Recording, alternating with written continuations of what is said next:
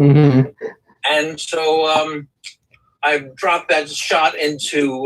Welcome, Mr. Sci-Fi fans. We're here on the table simulcast. So go ahead. Dave Edison is talking, our editor. Please go ahead. Hello, everyone. Hi there. Welcome. Anyway, I dropped that scene where one of our actors got a little overly juicy when they were very emotional. Dropped that scene into Photoshop.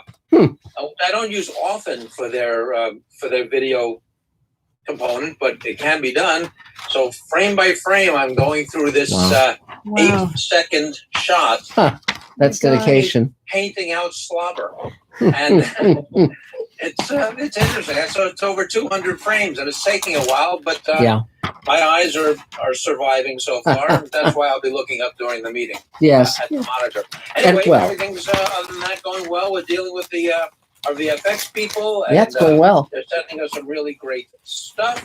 Yes. I'm sending them stuff that they need. And what else can I tell you? It's we're trying to stay healthy. I'm riding a bike a little bit. I'm taking coffee breaks and doing like a 15-20 minute ride most days. So first time in decades. So I want you all to be well as well, and have a good Thanksgiving. Table won't be here next week. Right.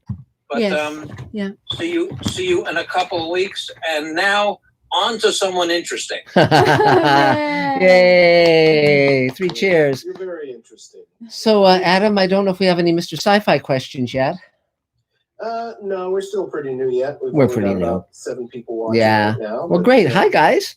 So lots to talk about. But it's the 7 right people. That's true. That's true. Oh, That's true. And just as I said that, we're now up to 10. Yay. More and more as we go. No, it's great. And so great. So Adam, why don't you take your turn since you're at the top of our screen? Sure. Great. Hi, guys. I'm Adam Sartain, actor, voice actor, lots of other hats, and I'm an associate producer on Space Command. Yay! And as Dave Edison's looking up, I'll be looking down because occasionally we're going to be I'm going to be reading out questions as they come into the live chat on Mark's Mr. Sci-Fi channel. Yay!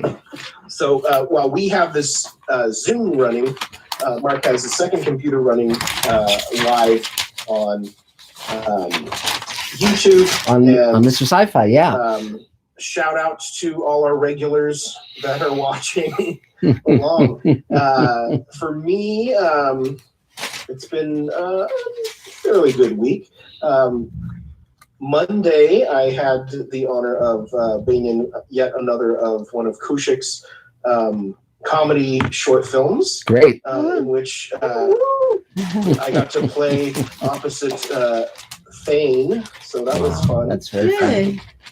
And I'm sure he'll be on and talking about it as well. We got to chase each other on the highlight of the day was chasing each other on electric wheelchairs, dressed as Santa Claus. So that was very fun. That's fun. Also, speaking of Santa Claus, for those who don't know, I am a professional Santa this year, working with a new company called Jingle Ring, where you can have a virtual Santa visit. Wow. They've got cool stuff happening in the backgrounds, activity books for the kids. It's a very lovely experience. And it's one of the few services out there that include Mrs. Claus.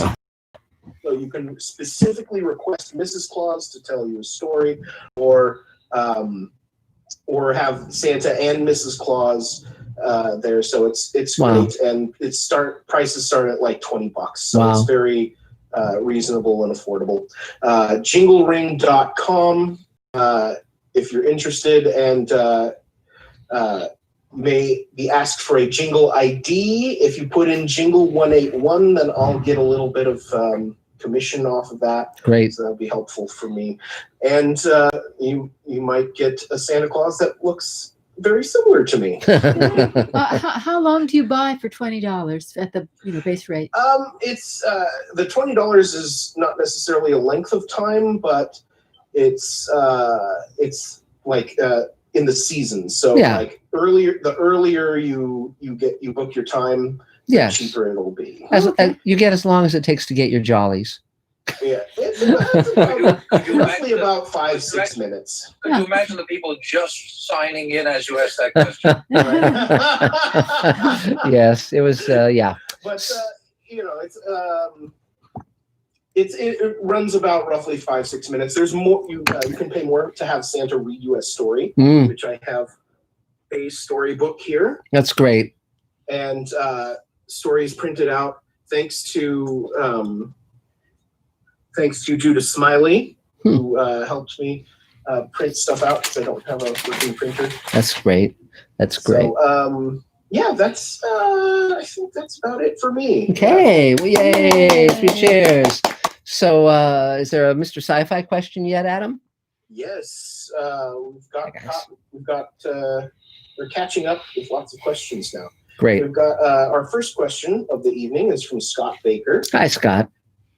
Who asks, I have great ideas halfway between wakefulness and sleep, known as the hypnagogic states. Yes. Is it possible that Rod Serling had many of his ideas in this middle ground between light and shadow?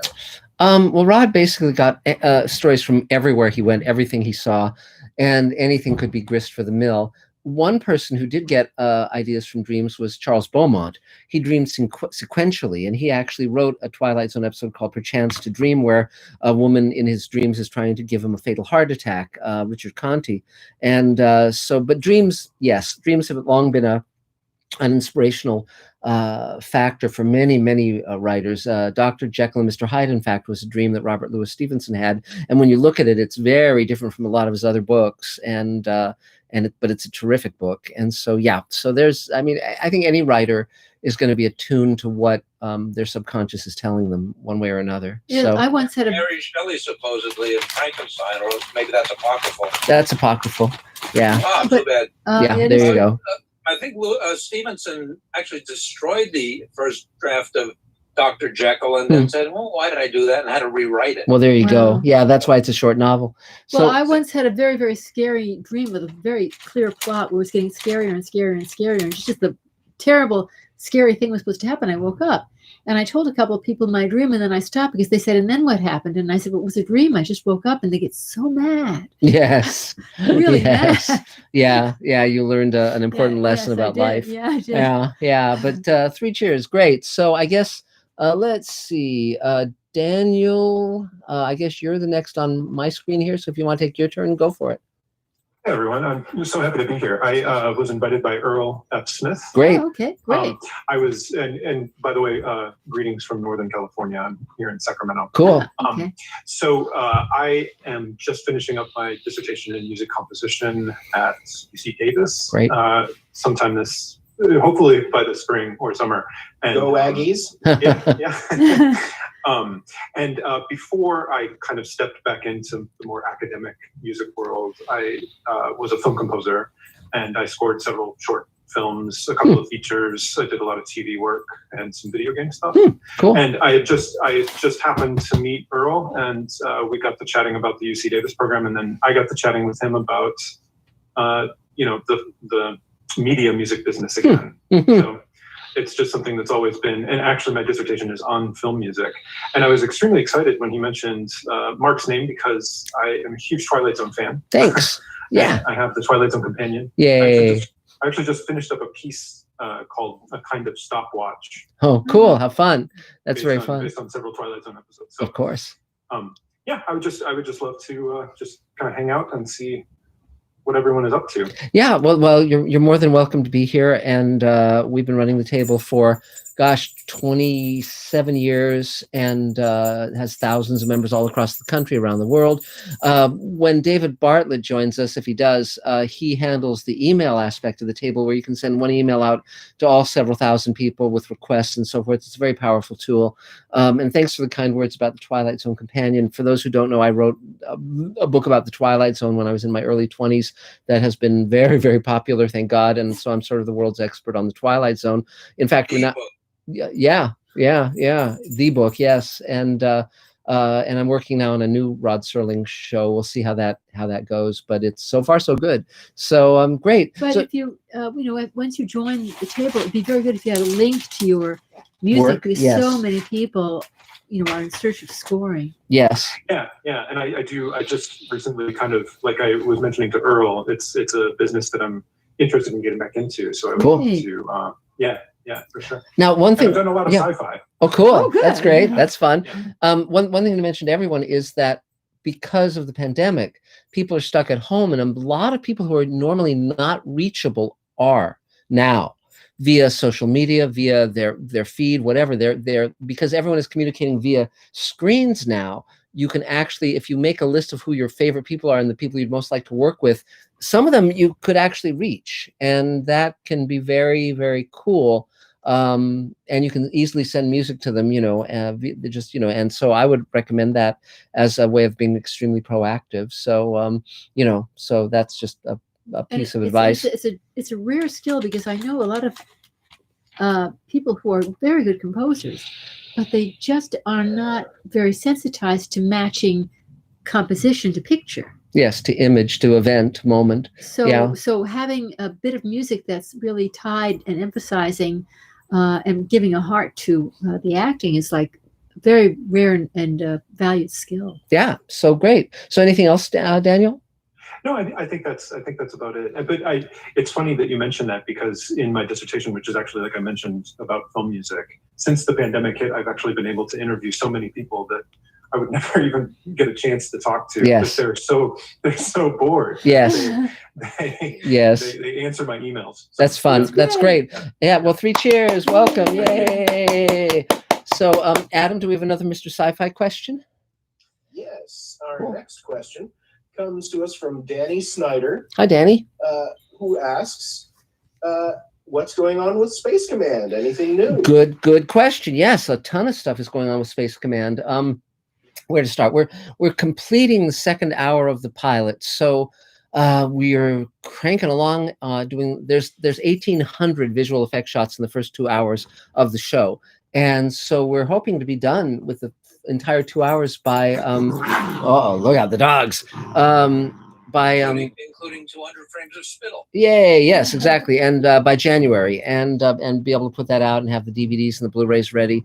And meantime, we've started shooting hour 4. This doesn't include the 2-hour pandemic episode that we put out. If you look on Mr. Sci-Fi, we've posted the first hour of the show. We've posted the 2-hour pandemic episode. We now have an audio prequel that's being matched to the graphic novel to make what's called an animatic, an animated storyboard. Dave's been working on that too. It's coming out great. Just got some more pages of that. The novel is completed. We just have to get the wherewithal to put it out into the world. Beyond that, I'm writing a standalone short story called Grizzled Space Jockey that's going to be appearing in an anthology called Space 1979. I was invited to contribute to, and they wanted an introduction. I said, well, I can write an introduction about TV and film and books of the 70s, science fiction. And so I've started writing that. It's very fun. And so that's some of the Space Command stuff going on. Have I forgotten anything offhand? We're ramping up to shoot, Yeah. We have the alien spaceship. We have the creature. We now have 12 spacesuits from various sources. And, I'm going to be announcing the poster contest soon and the spacesuit contest soon. So lots coming down the pike. And if anyone wants to be part of Space Command, make, ray guns or spacesuits or anything like that, we'd love that. And we can always look, benefit from people who build sets and any of that stuff. So yeah, it's going great guns, and it's looking really, really wonderful. I'm very thrilled. And Doug Jones and Bob Picardo and Mira and all of our cast do such a great job. I'm just having a wonderful time with it. I'm sorry if I seem a little distracted. The dogs. One of our dogs has become queen of the couch. Yes. And the other dog is like Yes. wandering around feeling very left out. Yes, and so and so I'm just, so yeah, stuff okay, happens. Stuff happens. So okay, great. So Irina, I guess you're next on our screen, so go for it. Hey, how's everybody? Oh, Good. oh, is that Nina? I'm sorry, Nina. I guess I was saying Irina. Irina, Irina is the right. person. Church want you. Okay. Okay, so You're next, though, Nina. so we'll do Irina first, and then you, Nina. So go for it, Irina. Yeah, we do sound similar, right? Yes, yes, yes, yes. Yeah, so just wanted to catch up with you and haven't seen you in a long time to wish happy Thanksgiving. Thank you, thank you. For those who don't know me, I'm a writer, director, producer, also shoot and edit. Since the last time we talked, I've done 3 episodes of the series with my friend in LA. Right now, kind of cleaning up post-production on episode 3, and we're going to be premiering it in December. Great. And also packaging, for pitching to studios and such. And also was interesting, for my series, Bedtime Stories, I shot first, well, not the first episode, but it was like the new episode that was shot completely remotely as well. But it was shot in the style of a single camera setup. So that was really fascinating, teaching the actor, to actually go through the steps of all the technical aspects.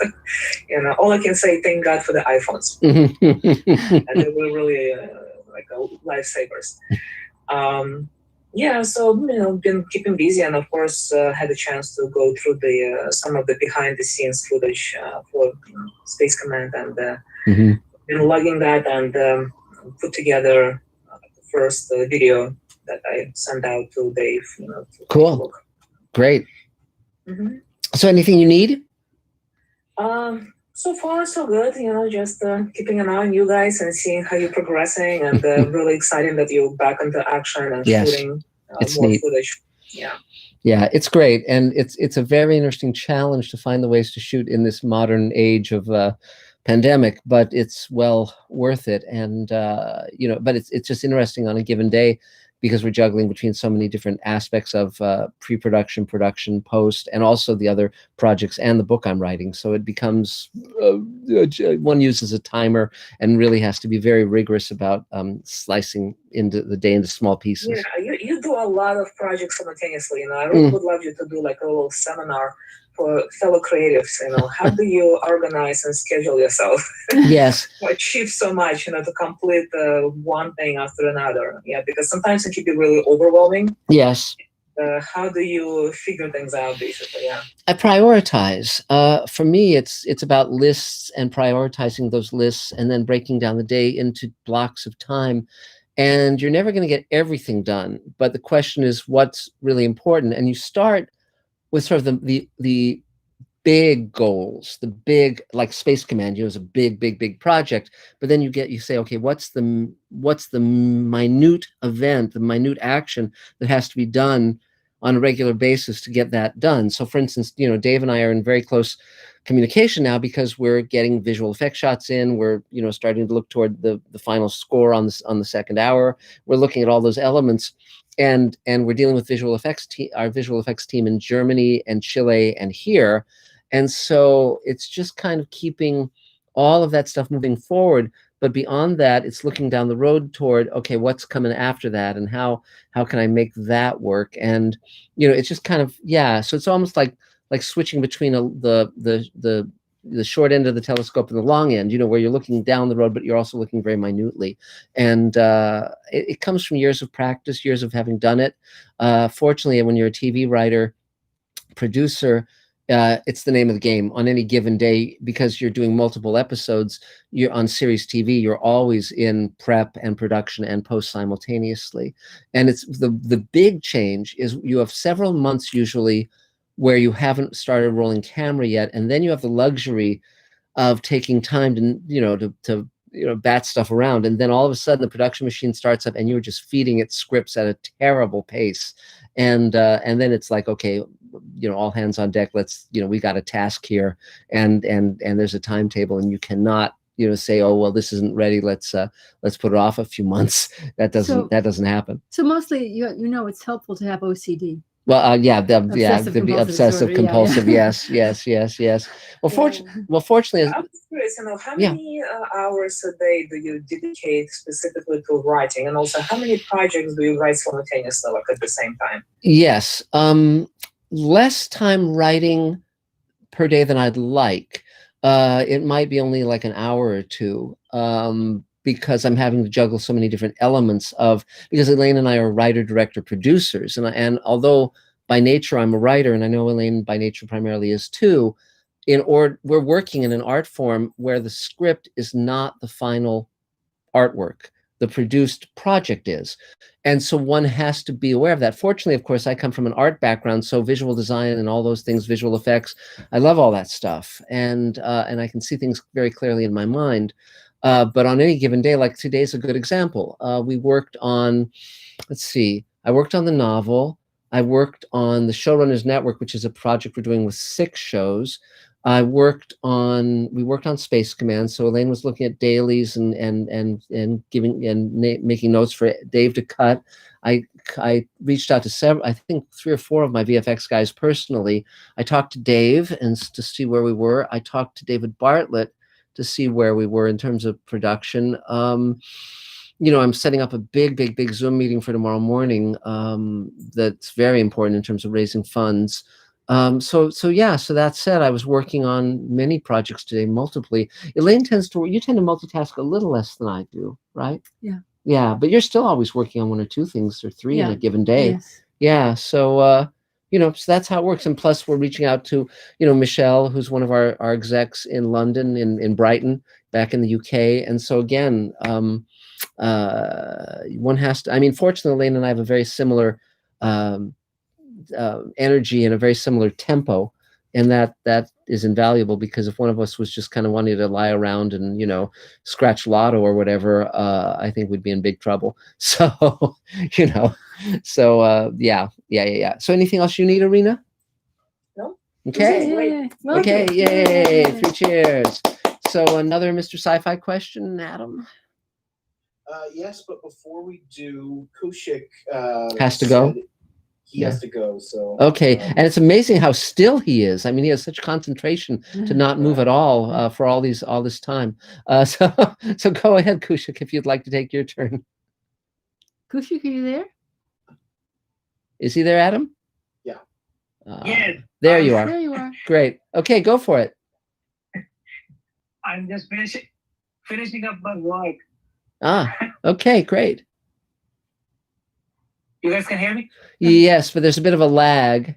But go ahead, please. Can you hear me? Yes. Huh? Yes, but there's yes. All right. Go for it. So I'm finishing up my class at Los Angeles City College now. And again, my name is Kaushik. I'm an actor, writer, and a filmmaker, and I specialize in comedy. So my last project that I did probably a month back, it was a short film called President Forever Like Ever. The concept was that Donald Trump is the president 1,000 years from now. What is the matter with you? Oh, God. Right? It's a scary movie. Yeah. Yes. It's a very, very dark comedy. Yeah. A lot of people that I told this film about, the first thing they asked me, please tell me it's a horror. Yes. Okay, so from that film, sounds like a horror film. You were right. Well, you But it's actually a comedy thing. You can recut it so that it's not quote reality, but it's in his own mind and his own little world. Right? Make it relevant. Well, I just wanted to give that feeling to audience. What happens if he's still the president 1,000 years from now? Because that's what he tries to project, that he's gonna be there forever. Will he be alive? Will he not be alive? So it's all on our imagination. And then I moved on to my my final project for my class, I need to do a chase movie. So like two people chasing each other, that was the requirement. And I came up with the script. It's called Don't Be Naughty Santa. It's about two Santa Claus in the park, and they're fighting for a little child who would play with the child and get the money from the dad.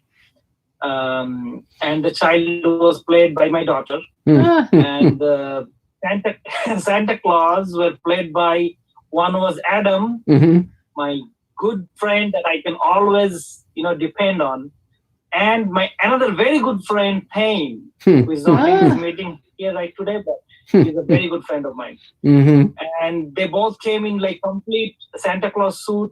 And my whole idea was that you guys might have seen that episode of Seinfeld where Costanza gets chased by a group of elderly people on an electric scooter, and they're going extremely slow. So that's where I got the idea. I thought, okay, let's just try to kind of mimic them, So these two Santa Claus, they chase each other on an electric wheelchair, because that's all I could find, not an electric scooter. But they're chasing each other so slow that the pedestrians are walking faster than them. So yeah, that was the... And if you ask Adam, we got into like a lot of technical difficulties. My cinematographer, his battery was dying, and he didn't know that they are very old batteries, and they were not working on the day. And I thought, oh my God, that's like you start the shooting with the whole crew and cast, and what happens if the whole thing gets shut down? Because it can't go. I can't ask everybody to come back another day. It's almost like no budget production. But I was very happy that he was able to charge them in his car, but then they kept on dying every 10 minutes. So and we lost 2.5 hours, and it was completely daylight dependent. So we were like rushing as much as we can, but that also put me in a good focus that I have to get the important things done right away. I have 10 minutes. Let's get these things done, like one or two takes, finish this segment. Let's move on to the next one. Great. So I was able to, focus it. I had a very good storyboard with me, and that's what I do. Like anytime I shoot anything, I completely follow the storyboard. Don't deviate anything from there. Just finish everything that I have on the storyboard. And we had 2 locations, so I was able to finish the whole thing. Wow. And now I'm cutting it. For my last film, President Forever Like Ever, I want to mention this, that Dave Edison, I sent the film to him, and he gave me a lot of good advices on the editing side. So, and that made the film really a lot better than how it was before. So thank you, Dave, for that. Anytime. Great. So already a lot of help I'm getting from the table people, So yeah, table. I love being a part of the table. Yeah. Well, great. Anytime I get any question, anything, all I do, shoot an email. That's Very great. good advices. That's Great. great. Is there anything you need, Kaushik? I don't need anything right now. I'm glad we are getting to finish the year. Yes. But I really miss the in-person meetings and our Christmas party. Oh my God. Yes. So much fun. Well, it's like Jews. Let's hope next year. Well, next year in Jerusalem, exactly. It's next year at Marie Callender's. So okay, great. Well, 3 cheers! Yay! Congratulations. So I'm sorry the country screwed up your Trump film. Yeah. Right. Yeah, Jews. Deal with it. Yes, I'm so happy that Yes. the country did. Yes. That's great. Anything to see that my film does not become a reality. Yes. So that's great. Well, great. So, Adam, is there another Mr. Sci-Fi question? Still holding out for Idiocracy, though. But That's a great movie. Next question. Yeah. Our next question is from Krask Pillard. Hi. Who says, thoughts on discovery using exploding dilithium as a way to bring the galaxy to its knees, despite us seeing beings who didn't even rely on dilithium, and also it being the 31st century. Yeah, well, it's I've posted my first video about the first episode of season 3 of Star Trek Discovery. Now we're watching the second episode, which is significantly better because it has Doug Jones front and center, who of course is our star in Space Command as well, and we love Doug. But I mean, the dilithium blowing up and it being the future. I mean, the challenge always with Star Trek Discovery was that it was a more advanced technology than you would have at the same time as Captain Pike, and they were always bumping their head up against that. And so putting them in the far future allows them to be encountering a more advanced technology theoretically. That's fine. To have a future that doesn't have Starfleet, that's fine. Or the Federation, to have the dilithium all have blown up and caused, a curveball. I mean, the challenge with Star Trek is always to come up with a story you haven't seen before, but the bigger challenge is to come up with something meaningful that you haven't seen before. And I don't know yet if they've succeeded at that. It's Star Trek Discovery has been like sort of like your cousin who's been kicked in the head by a mule, and you're hoping that he'll say something clever at some point, but he just doesn't seem to. It's an odd analogy, I guess, but the point being that yeah, I want to love it, but I don't love it yet. But I always keep out hope. So anything you want to add, Elaine? You've been watching these things. I make Elaine watch some of this. It's very beautiful. It's very beautiful, and I wish I had $10 million per episode to play with. And not just Doug. Yes. The whole thing's beautiful. Oh, no, it's gorgeous. It's gorgeously designed, and the level of production is enormous. But I just wish that the writers knew better what they were doing, because it's just, anyway, if you want to know more about my opinions on Star Trek Discovery, just check out Mr. Sci-Fi, and I'll be posting more about it in the near future. So let's see. So Nina, go for it. Nina, it's your turn. Go for it. I'm back. You couldn't get rid of me. Yay! Hey, everybody. I've had a really great week. Thanks to you guys. Great. Every time things go, I think of you guys. Cool. It really helped me learn how to focus. And every time I show up, it refocuses me. Good. So it and the things you tell everybody, the way you all talk and what you share and the interactions, I learned so much even when I keep my mouth shut. It's awesome. So I deeply appreciate all the work you guys do to keep us all working and moving. Thanks. I did 2 open mics this week. Oh, great. Great. I'm doing one tonight. Oh, cool.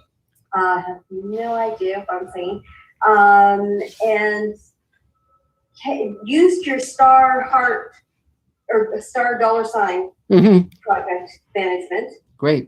system. It's really fascinating to see what stars I show up for and what money signs I show up for. Yes. That's really interesting, very telling. Also, I'm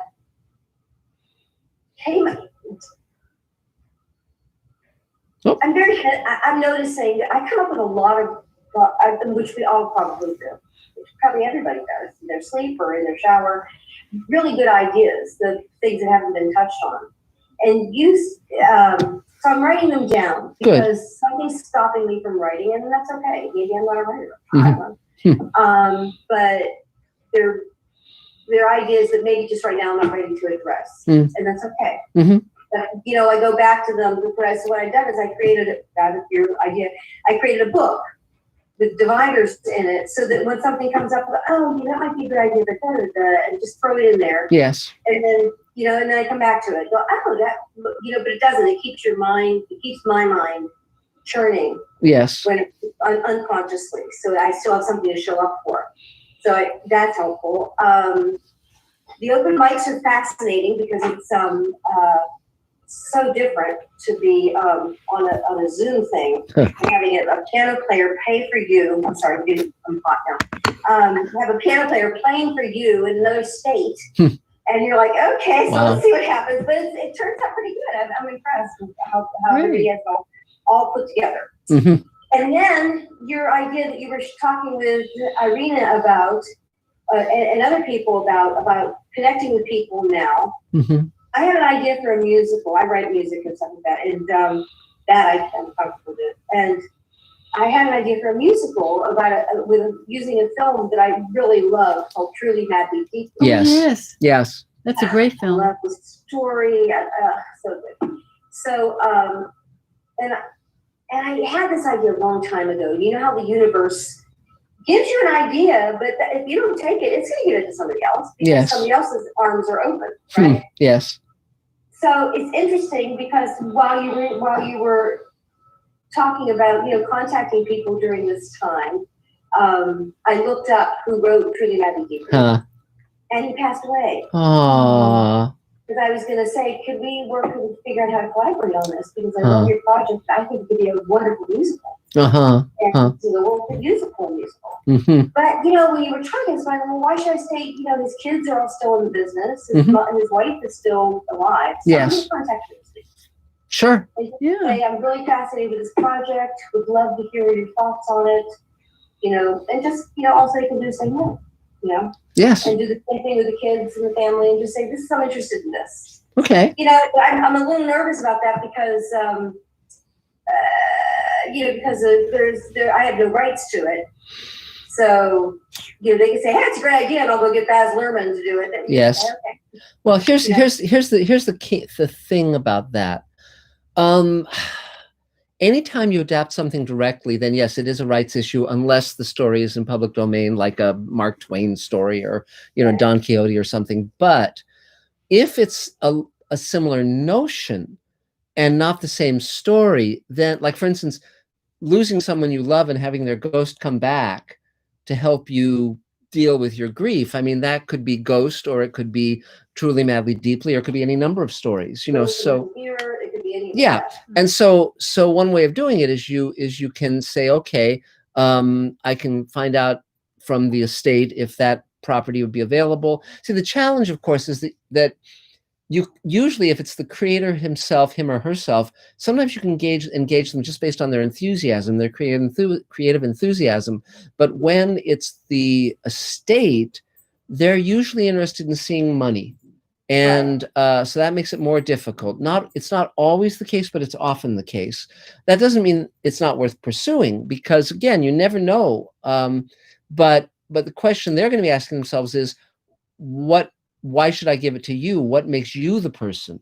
And I had a similar challenge when I was 21 years old and started working on the Twilight Zone Companion, because I'd never written a book. I'd never even published an article. I'd sold one short story, and my bachelor's was in painting, sculpture, and graphic arts. So if I'd gone to Rod Serling's widow just cold, she would have said no to my idea of doing a book on the Twilight Zone.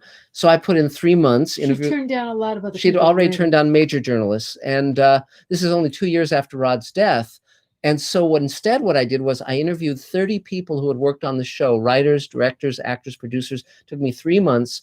And then I went to Carol Serling because by then I knew a lot about the subject, and I had already interviewed 30 people who she trusted, that she could call and say, well, what do you think of this kid? And clearly they gave me a good report, because she then said, well, you have full access to everything. But she was right to put her faith in me, because it took me 5 years to write the book, but it's been in print for over 30 years now. But I did the work, I did the heavy lifting before I asked. So that, in other words, for her to see you. Yes, because you have to have some kind of evidence, and the evidence I was using was the knowledge, the hard work I'd already put in, and the vision I had for the book into the future, and just the fact that I really believed I could do it, and it turned out that I could. It was, but a lot of people try and convince somebody based on nothing, just their enthusiasm, and that's usually not enough. One has to have either credits that justify, like if you're an Oscar winner or something, or you've done the work, and it's like, hey, here's a few songs that I composed for this, or I've known of people who've actually written screenplays of properties they did not own, just so the person would consider it based on the amount of work they'd put in. That's a very high risk thing to do, because 9 times out of 10 they're going to say no. But every now and then they do say yes to that kind of work. But if the family does own the property, the thing is to see who's in control of the property. Yes. You don't have to write the whole thing, but if you can walk them through your vision and either write some music to it, or find some of your music which feels in the same tone, Yes. so that you do have the evidence, and they say, oh, this isn't just somebody, you know, fresh off the boat. Yeah. This is someone who is very professional, and if they disagree, they disagree, but if they share your vision, that could be very powerful. Yes. And so the main thing is to say, how can you best express your vision? And so minimally to walk them through how you would handle this, you know, walk them through the project, how it would look, how it would feel, and provide some music, whether it's specifically written for that or things, again, that seem similar in tone that you have already written. Right. Yes. So. Okay. Yep, that's great. That's good. Thank you. Because Sure. I've already kind of written the opening, and I've adapted the concept. Oh, great. Already to take it out of that they were musicians, to take it out of them being musicians. And if this is too long, people cut me off on hold. Into being Broadway writers. And, Sure. And the ghosts that come back are all like Beth Merman and all these amazing people that, anyway. Yes. So I've already so I've got an adaptation of it. Sure. But again, if Concept. but if it's far enough different, then you may not need to acquire the rights, you know. So again, and the way you do that, by the way, just to let everyone know how one does that, is you look for previous versions of that basic story. So for instance, the idea of someone loses a loved one and the loved one comes back to help them heal. And you would go back to like stories from the 19th century, the 20th century, you'd find and you can ask your friends for basic references along those lines, because then what you do is you start to find, and then you can either say it's based on a public, something that's already in the public domain, and you've merely modernized it, or you can say, here's the tradition of stories. So this was, so Truly, Madly, Deeply was not a new idea. You know, so that's the way it works. Yeah. Thank you. Sure, you bet. Yay, features, Nina. Thank you. So I'm gonna go put some lipstick on and push it up a little. yay. Great. And so Thank you. thanks. So Adam, do we have another Mr. Sci-Fi question? Yes, we do. Let's go to Mark Longo. Hi, Mark. Who asks, how do the Sweethaven characters deal with the grief of losing their younger loved ones? Well, that's a good question. I mean, it's basically, this is Sweethaven. The basic notion in Sweethaven, which is the show that Elaine and I are creating with Rockney O'Bannon, is genetically engineered disease gets out of hand and it kills everyone in the world under 60. So the people 60 and above have to figure out how to keep humanity going when they can't reproduce. And so, and it stars Mira Furlan and Mike Harney and just tons of wonderful actors, and Barbara Bain. They're dealing with their grief as people do in major events like 9/11 or whatever. There's this shared grief, but the fact that everyone, for the most part, has experienced a loss of people they love that gives them somewhat of a support structure, because they're not alone in their experience. And of course, all of us deal with grief in different ways. And so these people are people who found a way to move forward. And in some, and also one part of it is that not all of their loved ones have died. So for instance, if it's a married couple like Mira and Bob Picardo, they're in their 60s and they have each other. And or if it's someone like Mike Harney, he's got a brother, or Gates McFadden has a sister, and so forth. So but yes, they are carrying the weight of the ones they loved and lost. It's fairly helpful to look at the current situation where so many people have died or are sick or set back, where there, even in the story, there are some people who are not doing very well. Yes. But you see, humans are pretty resilient, and you see all of these people who are taking terrific chances in volunteering to test out these vaccines for their fellow man. And you see people are brave. You see a lot of people who are fighting back against it, even when they lose a lot of people. So you see tremendous grief and a lot of tears, but you do see people who say, we're going to do whatever we humanly can to make it better. Yes. To make it better, to meet this head on. Well, yeah. And if you just look around at the people just now with this pandemic, you will see a lot of there's a lot of heroic people. Yeah. Well, I mean, again, our characters are very aware that if there's going to be a future, they have to create it. And so although they're scarred by the past and struggling in the present, they know that it's up to them to make a future for everybody. So they have a sense of a larger mission, a larger purpose, and that keeps them going. We'll have to throw in some conspiracy theories. Yeah, really, gosh. So okay, but yay. So let's see who's here. I guess Carol. I guess you're next. I saw Judy Beecher a minute ago, but she's not on the screen right now. So go for it, Carol. Hello, everybody. I very happily went to American Film Market last week. Cool. It's usually $2,000, and because it was virtual, it was $195 for the Wow. whole week. Great. It was so well set up. There was Great. there were seminars and webinars all day long, and then there was like the major companies you could set meetings with, and then like the minor companies and stuff. And this list here are the companies that are interested in my stuff. Wow. God, congratulations. Wow. From all around the frigging world. My favorites were Lebanon, Montreal, Florida, and Beverly Hills. Wow. Wow. That's great. My favorites. I could not believe, and everybody was so nice and bright, and just it was a wonderful event. And you were able to because it was all around the world, they had networking. Like if you woke up in the middle of the night, you could plug in and Wow. talk to people in Paris and Uruguay. Wow. It was really, really a great. And I called the office the next day and I said, "Thank you for an amazing event." Oh, wow. So I'm so glad I went. And I don't know if anything's going to come of it, but they seem like some pretty substantial companies that wanted my stuff. And one guy, Hank, someone, a producer from New Jersey, remembered me as an actress auditioning for a show called China Beach in the 90s. I never got it.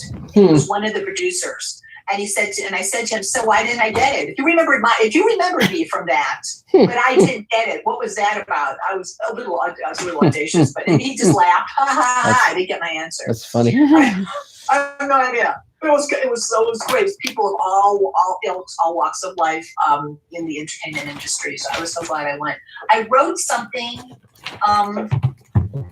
exactly 5 years ago tonight. Mm-hmm. I don't know if I should read it or not. It's a little long. Well, I don't know. We have a batch of people. Yeah, we have There's people. more people to talk to. Okay. Yeah. All right. So So- you might send it out on the table email or something, you know. Put it in the Okay. chat, then Yeah. people can enjoy it. And Yeah, that'd be great. That'd be- So Okay. Okay, Basically, great. the disparity of looking forward to Thanksgiving, but then realizing it was based on religious persecution. It was based on a lot of violence. yes, Yeah.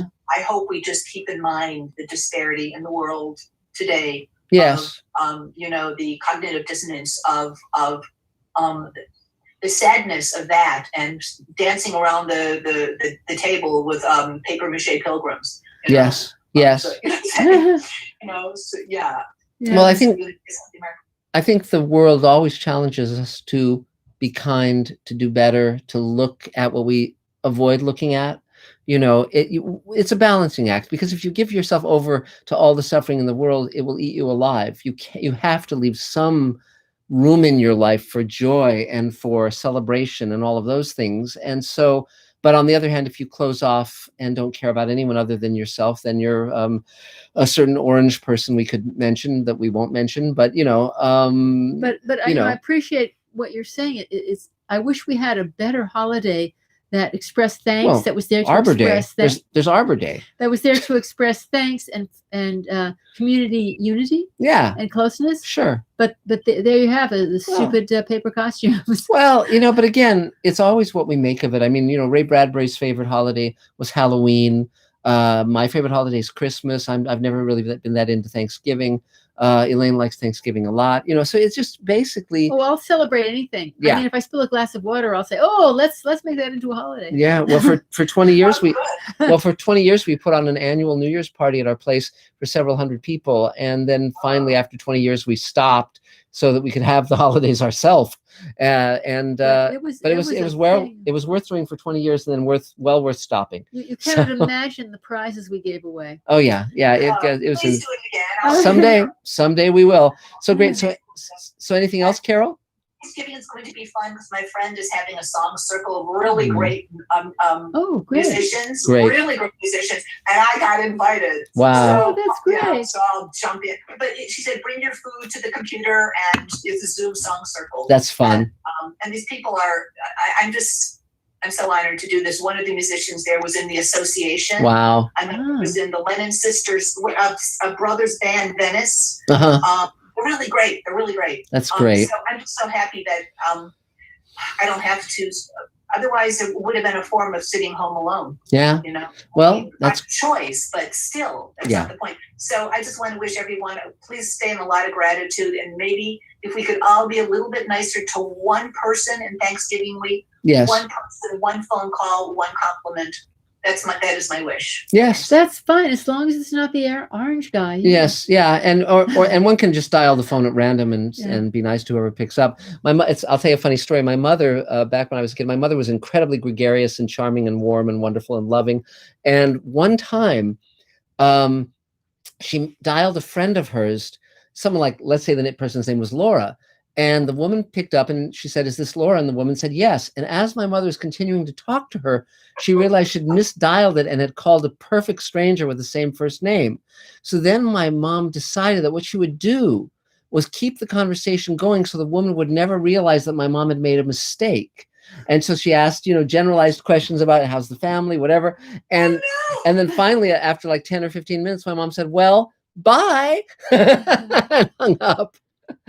And so, with the woman, Friendships could be forged from with something. with the woman having no idea who that was who had just called her, who was so friendly. So anyway, so there you go. So, but happy Thanksgiving to you, Carol. So yay, Carol. Speaking of Judith Smiley, I know Yes. she's not here today unless she's lurking in the corners. No, but No. apparently do you not. know anything is going on? So I know she was having a situation with her cat. The cat's Yeah, the still cat- around, as far as we The cat know. is still around, but it's Yeah. down to just being able to eat baby food. Yeah, yeah. And so it is 16. It's Yeah. a 16-year-old cat, but it's Yeah. slowly. But you know, Elaine, just to elaborate, it's literally food made out of babies. So Yeah, it's yeah. there's a Size, But it's pretty she's still, terrible. I'm sure she gave the cat a good life. Well, yeah. The cat, Let's well, hope. it's still know what a normal cuddling. life would have been. It's still cuddling up, and it's still Yeah. being with her, and it's just like slowly going down. But she's indefatigable. She's getting a new reel made, and scheduling things, and going out for reading. She's just going nonetheless. Mhm. So yeah. Yeah, But Yeah. I thought I'd see her here today, so I'll have to give her a call afterwards. sure. Yeah, you bet. But thanks for asking, Dave. So, Adam, is there another Mr. Sci-Fi question? You got it. Let's go to Arkansas Big Dog Hensley, Hi. who asks, when you're building a set, Mhm. can you overdo it? Have too much stuff in Yes. in the background. Yes. I mean, the question always is, what is the camera going to see? So I love the illusion of sets because you can't build them just like you would build a real building because that's overdoing it.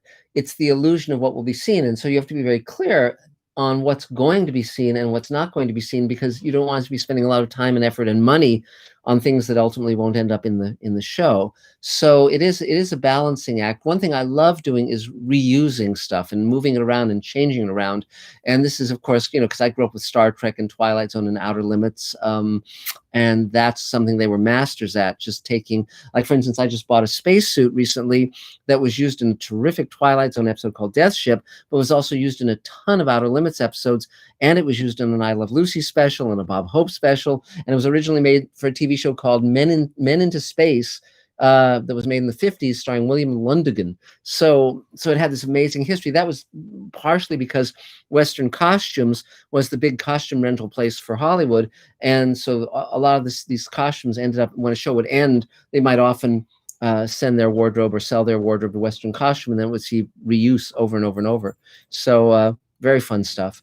So great. So yeah, but there's the answer. So let's see. So Mark Gushowitz, I think you're the next up. Hi. Okay, so I'm Mark. an editor. Working hard for a client right now who basically sent me a bunch of footage that means nothing. Said, hey, can you build me something out of this? Oh God. But that just makes it a challenge, which is going to make it fun. So I'm doing that after about 4 months, because on my short film, my short zombie film, we're opening it with a quote from an author, and you guys had advised me to reach out to the author, and after about 3-4 months, they finally got back to me.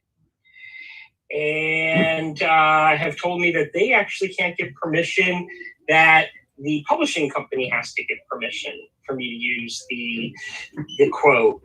And then I thought, well, that was going to be a dead end because I wouldn't know who to go to, but I had a chance and I reached back out to the author, actually her assistant. I said, well, do you know who I would reach out to? In which case they said, well, formulate an email that would go straight to them and we'll send it to them. Wow, that's great. So they're being very helpful on that regard, which I was actually surprised with. But I'm very, very grateful for. So that's kind of cool.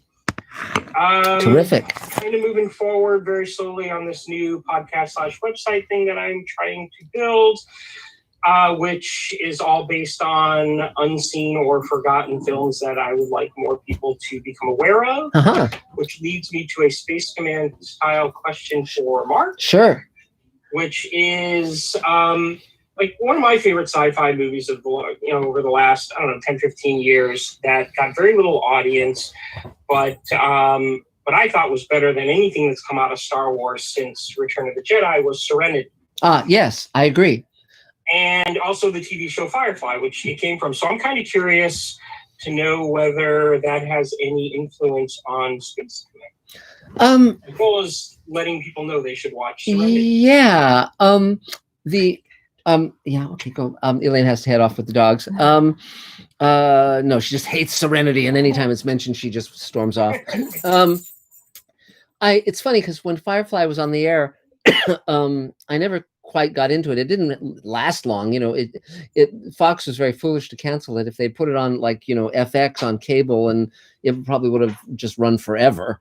But I'm glad they made a movie out of it because the movie is much, much better than the show. They put a lot more money into it and so forth. So I liked the movie very much. Probably the biggest influence is they had these characters, I guess, berserkers or whatever they're called, and they had these cobbled together spaceships made of parts of ships they'd raided and pirated. And so in Space Command, the Harvesters, who are these aliens who are extremely predatory, they have a master ship that we're going to see down the road that's made up of all these different ships that they've taken over and cobbled together into one big ship. So so there is that influence. And just some technical stuff. I mean, I like it, but it's not a huge influence on me. Star Trek really is the big influence on Space Command and sort of the science fiction of the 50s. A movie I watched recently, which was fun, was Outland, which is High Noon in space. That's an old Sean Connery movie that I watched when Sean Connery passed away. But Serenity was a very good job. I'm not a huge Joss Whedon fan. Really haven't put a lot of time or effort into watching Buffy or any of those things. But I liked Serenity, and I've seen it a number of times. And Chiwetel Ejiofor is great in it, of course. And but if anyone hasn't seen it, I highly recommend it. Just make sure it's not the movie of the same name that stars Matthew McConaughey, because then you'll wonder where the spaceships are. So, but go ahead, please, Mark. Outland would have been a better choice. We watched League of Extraordinary Gentlemen. Oh, yeah, terrible. It's it's a very good graphic novel made into a very, very bad movie. I didn't mind spending time with the characters. I just wasn't crazy about spending time with the story. Yeah, no, it just was a total cock up. It just really, yeah. I think that you should be lucky you didn't sit down and watch Zardoz. Yes, yes. Watch Sean Connery rocking around in a diaper. If people want to celebrate Sean Connery, though, it's passing. I had a friend who was involved with somebody who was working on that picture and watched Zardoz as a work print in black and white, like a few months before it came out. Wow! And I had no idea what he had just looked at. Yeah, it's definitely of its time, and that time was about like 2 seconds long. It's but definitely memorable. But Sean Connery, of course, was one of a kind, and he made a lot of great movies that are well worth watching. The Man Who Would Be King. That Man Who Would Be King is a great film starring Sean Connery and Michael Caine, and it's based on a story, a very famous story by Rudyard Kipling. And the interesting thing is John Huston tried for years to get that movie made, and originally he wanted to make it with Clark Gable and Humphrey Bogart.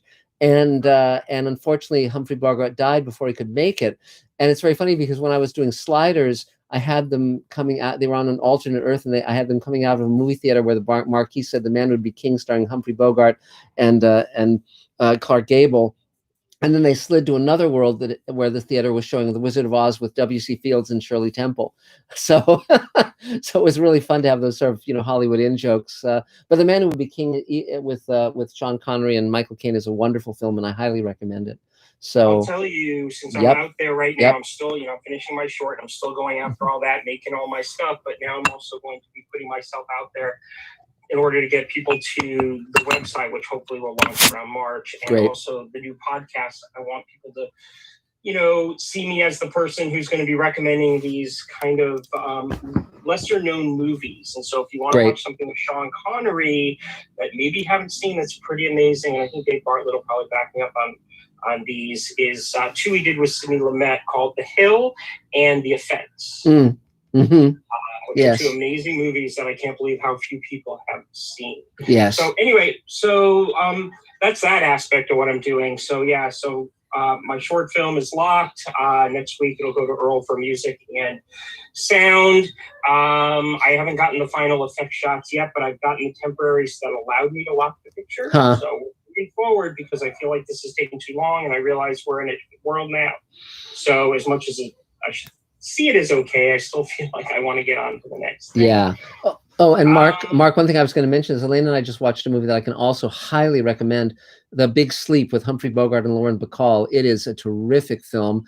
It was interesting enough. It's based on the novel by Raymond Chandler, but the screenwriters were Lee Brackett, who was a very famous science fiction writer and a mentor to Ray Bradbury, and William Faulkner. And it's directed by Howard Hawks, and it's really a phenomenal film. That's a great one. That's one that more people are aware of, but probably haven't seen, because a lot of people stay away from those older movies. Yeah. And nowadays, when everything is feeling so similar, like you look at all the streaming stuff, it all feels like it's the same thing. I think it's a time that we should maybe look back at some of the older stuff that we might have missed. Yes. When people think of Bogart, it's usually Casablanca, right? The Maltese Falcon. But The Maltese Falcon was a remake. Yes, there were of a film about 11 years earlier. Yeah. That just doesn't have the spark. No, they actually made it twice before John Huston made his version. Twice. And they one was called Satan Was a Lady, and the other was The Maltese Falcon, and they were both really bad. One of them had Betty Davis in it. One of them had Ricardo Cortez playing the detective. Just Jesus.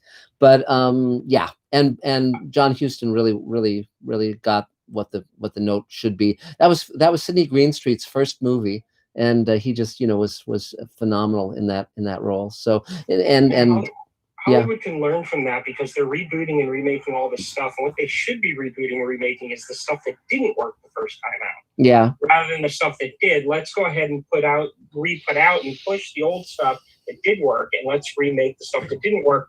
One of the very first things that'll wind up on my website is a movie called The Little Princess, and that's been made like 5 or 6 times, but it's only been done really well once, and that was Alphonse Cuarón's first American film. Yeah, that was Joe Dougherty's theory about why he wrote a script of Attack of the 50-Foot Woman, which Christopher Guest ended up directing for HBO. So you don't remake the good films, you remake the bad ones. Right. Yeah. Or find the good in them, because a lot of them could be. You watch a movie, you're like, wow, this could have been so great. Remake that. Yeah. Or heaven forbid, make something original. So well, that would be nice too, but they're just not doing that now. Yes. So every time they say remaking something, it's kind of like, really? Yeah. So is there anything else you need, Mark? No, I don't need anything. Just love to, just pushing that, going to continuously push my podcast, the website out there, so that when it finally launches, people will be ready for it. Great. And also my short film and, the work that I'm doing, it's stuff for Yosemite and stuff. I'm always looking for work if people need an editor, or if you just want somebody to look at your stuff. Like Mike sent me his short to look at. I'm perfectly willing to look at that and give you some notes as you are continuously going through the post-production process. I'm pretty good at watching and finding things that, like, sometimes people will come up and say, I can't figure this out. I'm pretty good at figuring things out. Great. When it comes to the editing process. So if anybody ever needs any help with that, I'm here for that. Okay, yay, 3 cheers. So is there another Mr. Sci-Fi question, Adam? Yes, we've got our next question is from Kevin Scott 76. Hi, Kevin. Who says, any thoughts on the new Foundation series? The trailer looks great. I hope it's good. My friend Roxanne Dawson's directing several of the episodes, and I gave her, as a good luck present, I gave her first edition of Second Foundation by Asimov, one of the 3 books in the trilogy. So she was thrilled with that. It was, really, really fun. But Isaac Asimov is very underrepresented in film and TV. Arthur C. Clarke and Ray Bradbury and even Heinlein have had a lot more of their stuff made than Asimov. But the Foundation trilogy, of course, is his masterwork. And if some might argue I, Robot is, but I hope they do a good job of it. So far, it looks good. We'll know when we know. So that's, I have hopes. So let's see, Judy Beecher. I see Judy there, and I know you're in New York. So why don't you take your turn, and then we'll go on to the others. Hi. Hi. Missed you guys. I haven't seen you in a long time. Yeah, well, it's good to see you. How are you doing? Oh, well, it's interesting. It's cold here. All of a sudden, it's cold and dark and depressing. Well, it's night. And I'm all alone in my apartment, and it's very depressing. And I slept for hours and hours and hours, and then yesterday was super productive. So because this darkness is just killing me. I'm like ready to come to LA. Yes. You guys are kind of lockdownish too, but at least it would be a light lockdown. Oh yeah, no, it's great here. I mean, it's warm and sunny, and if you just go out wearing your mask, you can all the dining is al fresco, and it's paradise for a pandemic, and it's people haven't started killing and eating each other yet, and so now, of course, as anyone who's seen any movies ever knows, this vaccine that's being rushed through will turn people into zombies. I mean, that's obvious. I mean, anyone who's seen 28 Days Later, any of those movies, it's but only with a 95% effective rate. Yes, which will leave those of us who survive to be just running for the rest of our lives. And but yes, Judy. So anything you need? Well, I will be coming. I definitely will. I'll be in LA in February. Great. I was cast in the movie Baby Packed. Yay. With Haley Duff. So I'm going to be in that. Great. So I will be in LA. Cool. Yay. I will be out of New York for the first time this year.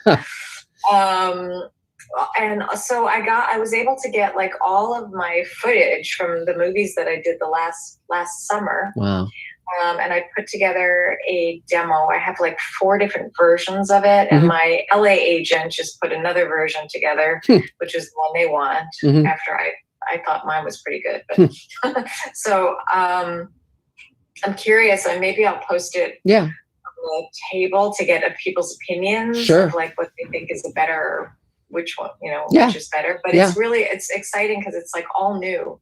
It's all new material, and it's so the TV series came out in September. Yes. Great. That's some beautiful footage, and it's not yet here in New York. And then I got the stuff that hasn't yet come out for Sweden, and Tango Shalom is about to. They've submitted to festivals right now, so we're waiting to hear from Sundance and all this other stuff. Never did my short that I wrote, so I'm trying to make it into like a web series rather than a short. Sure. Because my friend who was shooting it left and went back to Lebanon in the middle of it. Yeah. So I never did that. Okay. And so that's I'm working on that right now on the web series, because I want to try to get it done before it's absolutely too cold. So this week is good. It's like it'll be in the 50s this week. but yeah, and I'm looking for an agent. I have an agent in LA. I'm looking for an agent in New York because my agent just retired last week, and there's 40 shows going on right here. And my goal was to get on a show by the end of the year. And I just did this little like small part on SVU where I played the wife of like what's his name? What's the judge? The Supreme Court judge. Kavanaugh. Brett Kavanaugh. So it's like Brett Kavanaugh's wife. Like it's like a it's like a takeoff on him. Is that you know, he had a different name and stuff like that. So does she like beer? What? Does she like beer? You know, Brett likes beer. Brett likes beer. Yeah. Oh. Yeah. It's not really Brett, but it's like that kind of a character who's like, you know, raped women and abused women and is running for office. And Jesus. Chet Ravenel. His Republican wife who's, you know, yes. That's it all. And so yeah, but you've actually had quite a good year. I mean, all the roles and all the different things you've shot and all of that stuff. That's you know, good for you. I mean, it's nice that you. I look forward to seeing your new reel. It's you know, and so 3 cheers for you. And and also you should mention that you are fluent in French as well. So if people want to, one thing I always tell people is that if you want to get production value out of your shorts and your web series and films and everything, cast actors who speak other languages, because you can actually have things that seemingly take place in different countries just by casting those people. And you'd be surprised at some of the people, like for instance, Ryan Husk, who is in Space Command and seems as American as, you know, anything. He's he's French, and he actually speaks fluent French, and his family is French. And I just found that Gates McFadden speaks fluent French. She's she was in Star Trek: The Next Generation, and she's going to be in our new show Sweethaven. And so it's just fun stuff. So what else do you need, Judy? Anything else? Oh, so I speak fluent Italian as well. I speak fluent French, Italian, conversational Spanish. Wow. And I'm EU also. Great. I'm I have dual nationality with the EU as well. That's great. So I can work in productions and stuff that you need, to have foreign people in. That's great. As well. Wow. What I found also, because like being here in New York, it does get depressing. Yes. Like I start like forgetting it, like I'll have really busy times, busy, and then a week or something with nothing, and it's cold and it's depressing. And I realize that when I'm busy and when I'm doing what I love and what I'm passionate about, then I'm not depressed. Right. And I'm really just kind of doing what I'm supposed to be doing. But when I forget, and when it's like that, when there's like nothing and, then you're in that whole like collective whatever with everyone else. Yes. So I think it's really important to stay focused on your gifts. Yes. And what you have to give. Yes. And offer. So whether it be writing or acting or producing or whatever, editing, or making music, we're lucky that we have this. Yes. We have a passion, because then we can share this and we can get out of our own heads. Yes. And and feel better ourselves. No, we're doing something of value. Yes. I agree. And it's fascinating to just see how this is affecting people. There's so many differences. People have been writing about pandemics forever and plagues and all that. There's a ton of TV series and movies about that. And yet there's certain things that we never could have guessed, like the fact that the Black Lives Matter movement would blossom during a pandemic. No one ever guessed anything like that. Or that you would have a president like Trump in the White House, and doing all the stuff he's doing. And again, I don't want to get political, but it's just, it's so much more variety in terms of what this experience is like than how it was presented. Usually in science fiction, one thing will happen and everything will be about that one thing, like the pandemic or whatever. It's very interesting to watch a movie like Contagion, which I highly recommend. It was not, you didn't give a shit about it before a pandemic, but now it's so timely. It's very fun to watch. And but yes, I agree with you absolutely. Thank God we all have our art. So is there anything else you need, Judy? No, I just wanted to kind of be with you. Yeah, yeah. Connect with human beings. Yes. Except I have a fly that's in my apartment, and that's the only living thing that I've like Yes. been able to talk to. Yes. A Well, fly. well, that's, yeah. So that's, well, good luck with that. Bad. Yeah, It's that's, bad. yeah. So at least get And a, for Zoom and yeah. like this, for the yeah. Better a fly than a this pizza week. roll. I worked on a show last week. Uh-huh. This week has been pretty bad in my apartment. Yeah. So but but it's good to see you. So 3 cheers. Yay. Excellent. So do we have another Mr. Sci-Fi question, Adam? Yes, we've got a question from Wilhelm Sowers. Hi, Wilhelm. I'm pretty sure you have an answer to this. Uh-huh. I think you've answered it before, which is, have you ever considered releasing Space Command on the silver screen? Yes, and we have. And of course, now during the pandemic, that's more problematical than ever. I mean, my goal right now is to complete the 2 hours of the pilot, complete the third and fourth hour of Forgiveness, basically move through the first season, get all of those stories done, because most of them are written. It was very interesting to do a bonus episode during the pandemic, utilizing what we could do during the pandemic, where people shot their own scenes and we used visual effects and all of that. Again, for me, thank God I have the Mr. Sci-Fi YouTube channel, because I can reach millions of people with my own channel, and we each of us can have our own network, and if if Netflix or Amazon or someone picks up Space Command, great, but I'm already reaching my audience. Millions of people are seeing my work. And that could either be a commentary that I want to do about 1960s movies, or it can be the first hour of Space Command. I mean, we're already cracking over 1 million viewers on that, and that's a good rating from most shows. There are many TV shows on Netflix and Amazon that aren't getting 1 million viewers, and so we're doing okay. But I mean, it'd be nice to have it in a movie theater, but that really isn't what it was designed for. It's designed to be a TV show, and the difference now in terms of writing TV is that when I started in television, you were writing for a certain size screen. It would be anywhere from maybe 9 inches on the small side to maybe 21 inches on the large. So it would only kind of be twice as big, and so you knew what people could see.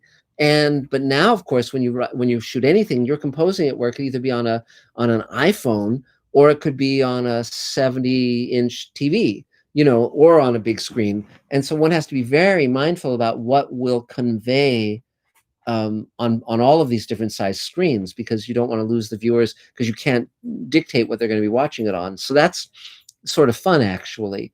And and they might be listening to it on headphones, or just watching it on something with a shitty little speaker, like a laptop or whatever. So it's, but I'm basically open to anything that anyone has in mind that comes with a check that clears. So we'll see. But mainly the joy of it is doing it. The joy of it is making it and sharing it with others. I've already had so much of an emotional return on this journey. I don't have a whole lot of complaints.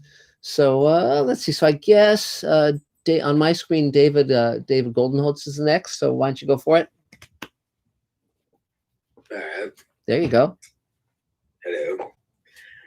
So first I'll ask with the Space Command question, because it's on my mind front and center. Sure. So are you doing a VR thing with it as well? Not yet. People have approached us with that, but we haven't embraced it yet, because the big challenge with VR is always the narrative. It's different people have taken different angles of attack on that.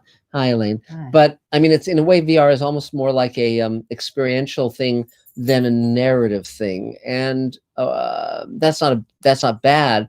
But my first and primary goal is to tell this big story that covers seasons of a TV show. I'm not averse to VR. We would just have to figure out a way to do it, and what it brings to us in terms of expanding the franchise. So it's not something I'm down on at all. And people have also approached us about video games and all that stuff, and toys and so on and so forth. So, but I realize that ultimately I have to bring most of my attention to the show itself and getting that where it needs to be. So yeah, But we already have toys. we do. They're called Rudy and Eve. Well, And you they're- just took them for a walk. So Well, they're actually called action figures and models. yeah, Because yeah, if yeah. it's a toy, you have so many regulations Yes. to make it safe. that Yes. And so beyond that, David, how are you doing? I'm good. Still getting voiceover stuff. I just started doing some editing with some people. Somebody from the table wanted me to do some editing with them. So I'm starting that on the 23rd. Great. And these are So by the way, these are two of the there's the Captain Jack and here's the Mark Zicree figure. There you go. Pretty good. Wow. So yeah, so these will be coming to your local toy store in the near future. So go, please continue. You got to save up your box tops. Yes, you do. But yeah, other than that, I'm still doing voiceover work. I'm still doing sound mixing, and always, if anybody needs any work done with that, then I'm available. And yeah, so That's you can great. hit me up. That's great. Do you have What? that on the on your site? I mean, you mentioned that. Have you mentioned that to the larger table? Those skills? Oh yeah, I send an email every week Oh, to great. the table about that. Cool. Yeah. Good. So, But we and I are. just sent one. I think it was earlier today to the table. Oh, great. But we are open to any suggestions. When we first started out, we were thinking of all kinds of ways of including the audience and sharing the world, because that was, that Yes. came so much from the roots of all science fiction people, where we could have background, give people backgrounds and let them Yes. have fan fiction. It's just, Right. we just don't have a large enough operation yet. And yeah, I mean, part of it is that, and I've seen a lot of people make this mistake when they come up with something that they view as something that could have legs, that could be books and TV shows and movies and blah blah blah. They get so attenuated. They get so they're trying to pay attention to so much of it at once that they're not paying attention to the main part of it. And you really need a cornerstone, and so that's why we're really bringing full attention now to the show and getting it done and moving forward. And but yeah, so But fan ownership yeah. is great. So Well, if sure. anybody comes up with something, that's yeah, we're definitely open to those Yeah. conversations. But yeah. So anything else, David? Anything else you need? No, but I also wanted to say that two movies that I recommend is They Live and also Cloud Atlas. Yes, Oh, yes. yeah. I like both of those films very much. Cloud Atlas is flawed, but it's really interesting. I like it very much. And They Live. Boy, if ever there should have been a TV series of something, it should have been that. It's like a great pilot for a show that never got made. But yeah, I recommend that very highly. So great. So anything else? I'm good. Okay, Yay. 3 cheers. So Adam, is there another Mr. Sci-Fi question? You got it. Let's go to another question from Scott Baker. Hi, Scott. Have there been many good sci-fi adaptations of Shakespeare over the years? Yes. Or other plots from classic literature? Yes. Which do you respect the most? Forbidden Planet was a remake of The Tempest by Shakespeare, and it's a great movie that I love very much. And we also used a very strong Tempest reference in World Enough in Time, which was the Star Trek episode we did with George Takei. There's many science fiction versions of famous stories and books and so forth. Wrath of Khan has a very strong Moby Dick element to it, which works really well.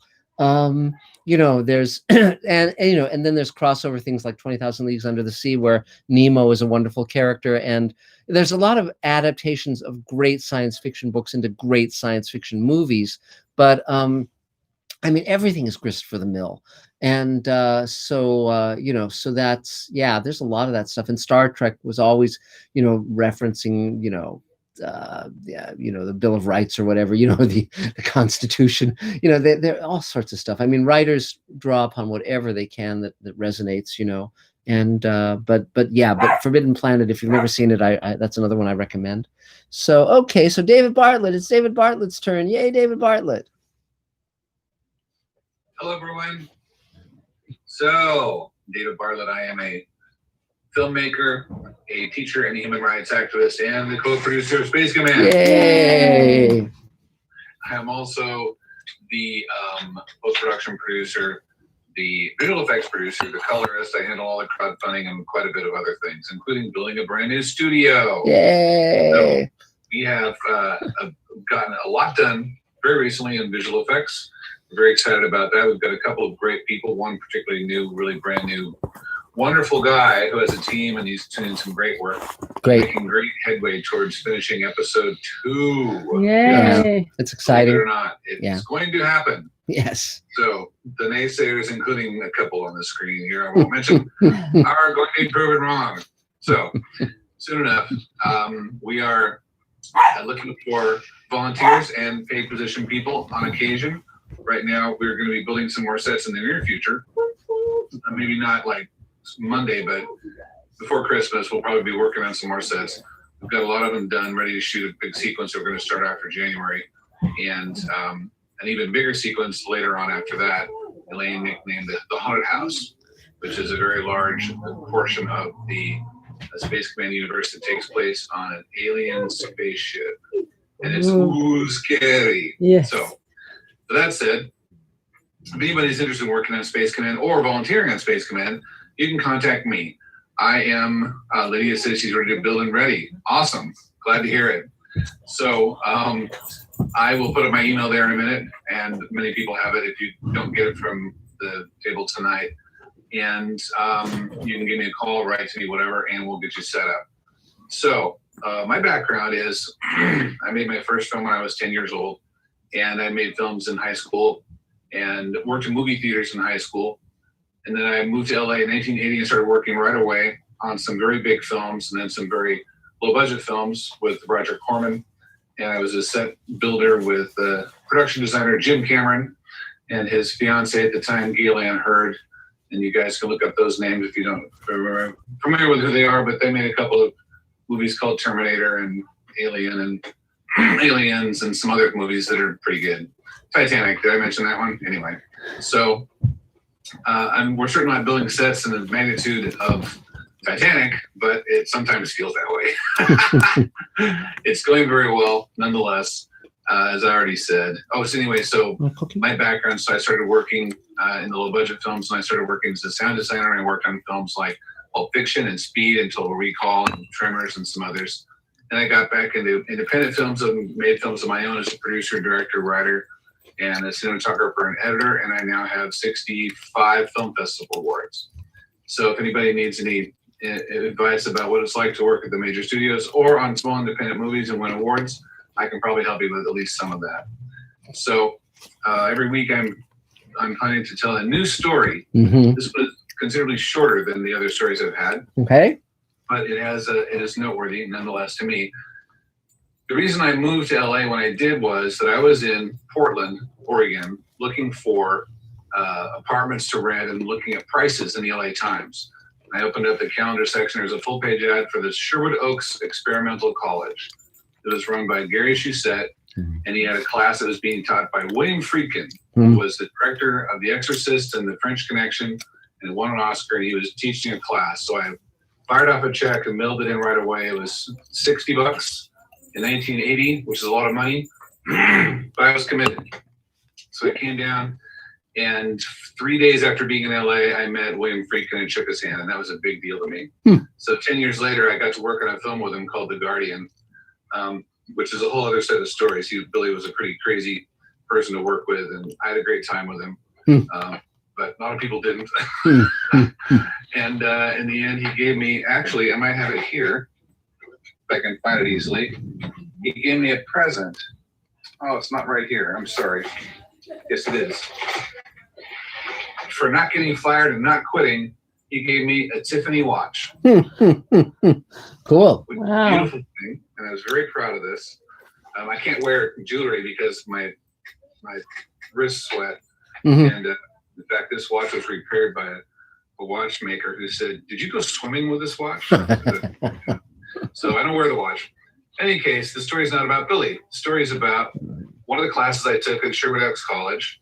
I told last time, or a couple times ago, a story about The Projectionist is the Last Filmmaker in the Chain, which was a story of Warren Beatty, which I met in person. So I went again and saw another great artist that I admired a great deal, which is Jack Lemmon.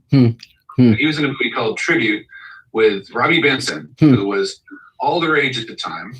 And the two of them were starring in this thing, and I got to meet him, and I got his autograph and shake his hand. One thing he said at this seminar was, somebody said, "You always seem to be in interesting films and different projects that are fascinating. How do you go about choosing your products?" He says, very simple. If I read the script and it scares me, then I know I have to do it. That's great. I thought, you look at Jack Lemmon's work and you can see it. Yeah. I mean, if you ever gonna want to really crack open a wonderful old chestnut, check out The Fortune Cookie. Him and with Sandy Dennis, and is it Sandy Dennis in that? I can't remember. No, it's not. Somebody. I can't remember his wife's name. It's a movie. That's the Out of Towners. That's the Out of Towners. That's Yeah. right. That's another film you should check out. Oh my God. Neil Simon was so in love with Jack Lemmon, he wrote the Out of Towners for Jack Lemmon. Wow. The whole thing is two people come from Ohio or somewhere, and he's going to take a job interview. And the entire film is all the nightmarish things that can happen to out-of-town people in New York. And it's an absolutely incredible film. How fun. The Apartment.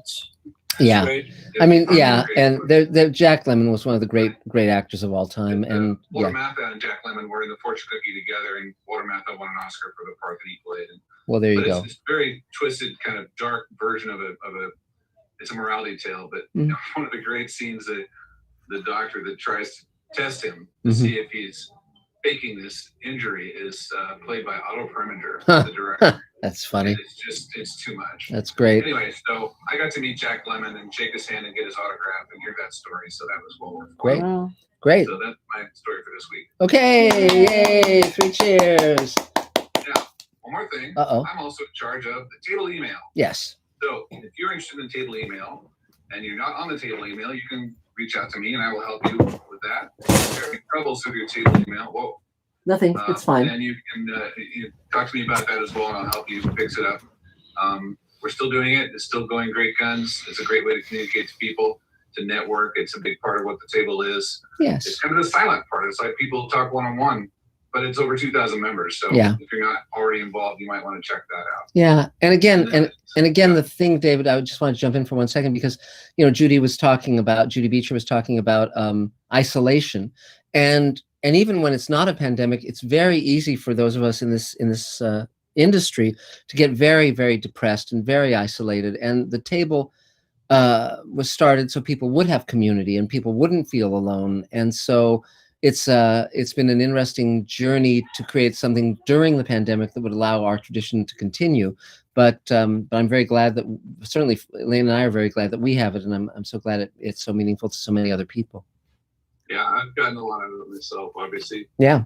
I was a member of the table 26 years ago. Mm-hmm. When it was at IHOP. That was a long time ago. Yes. There were about 8 people at that meeting I was at, and Greg Jackson, who's a friend of Judy Beecher's, had actually turned me on to it originally because we were in an acting class together. I was directing the acting class. And so we met then. I came a few times, 5 or 6 times, and I lost track of the table for a long time. And then Greg said these guys have just gotten $200,000 on Kickstarter for a movie that they want to make, and that there was a seminar they were giving on how to do that. So I said, I'm signing for that. And we met Mark and Elaine again then, and David Rakeland did most of the talking at that particular meeting, and it was extremely compelling, and it was very inspiring about their methods and how they went to go about doing this. And I said, well, this is awesome. So I started up again. So the very first thing I did on Space Command was I volunteered to build sets. Cool. I went down with the Marx brother, and I put fabric on strips of masonite all day long. And I was wiped out afterwards. It was very physically arduous work. Yes. But I still have those things, and I've moved them to 5 different storage spaces now, and they're back in the studio ready to be used. Yeah. We gotta get that thing up and running again. So great. That sounds great. Well, 3 cheers. Yay. What? Okay, great. Go for it. And so, Adam, is there another Mr. Sci-Fi question? Yes, we've got a question from Spacefaring Civilization. Great. Who asks, has anyone watched an optimistic sci-fi called Cosmos, made by the Weaver brothers in the UK? Huh. Released in 2019. I've heard of it. I don't think I've seen it. So, but I'll have to check it out. I'll check it out. Thanks for the suggestion. That's great. Mm-hmm. So I guess Earl, I guess you're next. If you want to take your turn, go for it. I guess that was my cue. Yes. Huh? Yes. Earl F. Smith, multi-award winning film composer, sound designer, sound editor. I've been so busy. Daniel was here earlier. I missed his conversation because I had a student, but my new venture is I'm applying to UC Davis PhD program in music composition. They've got 6 composers there that are incredible, and kind of on the new wavelength of composition.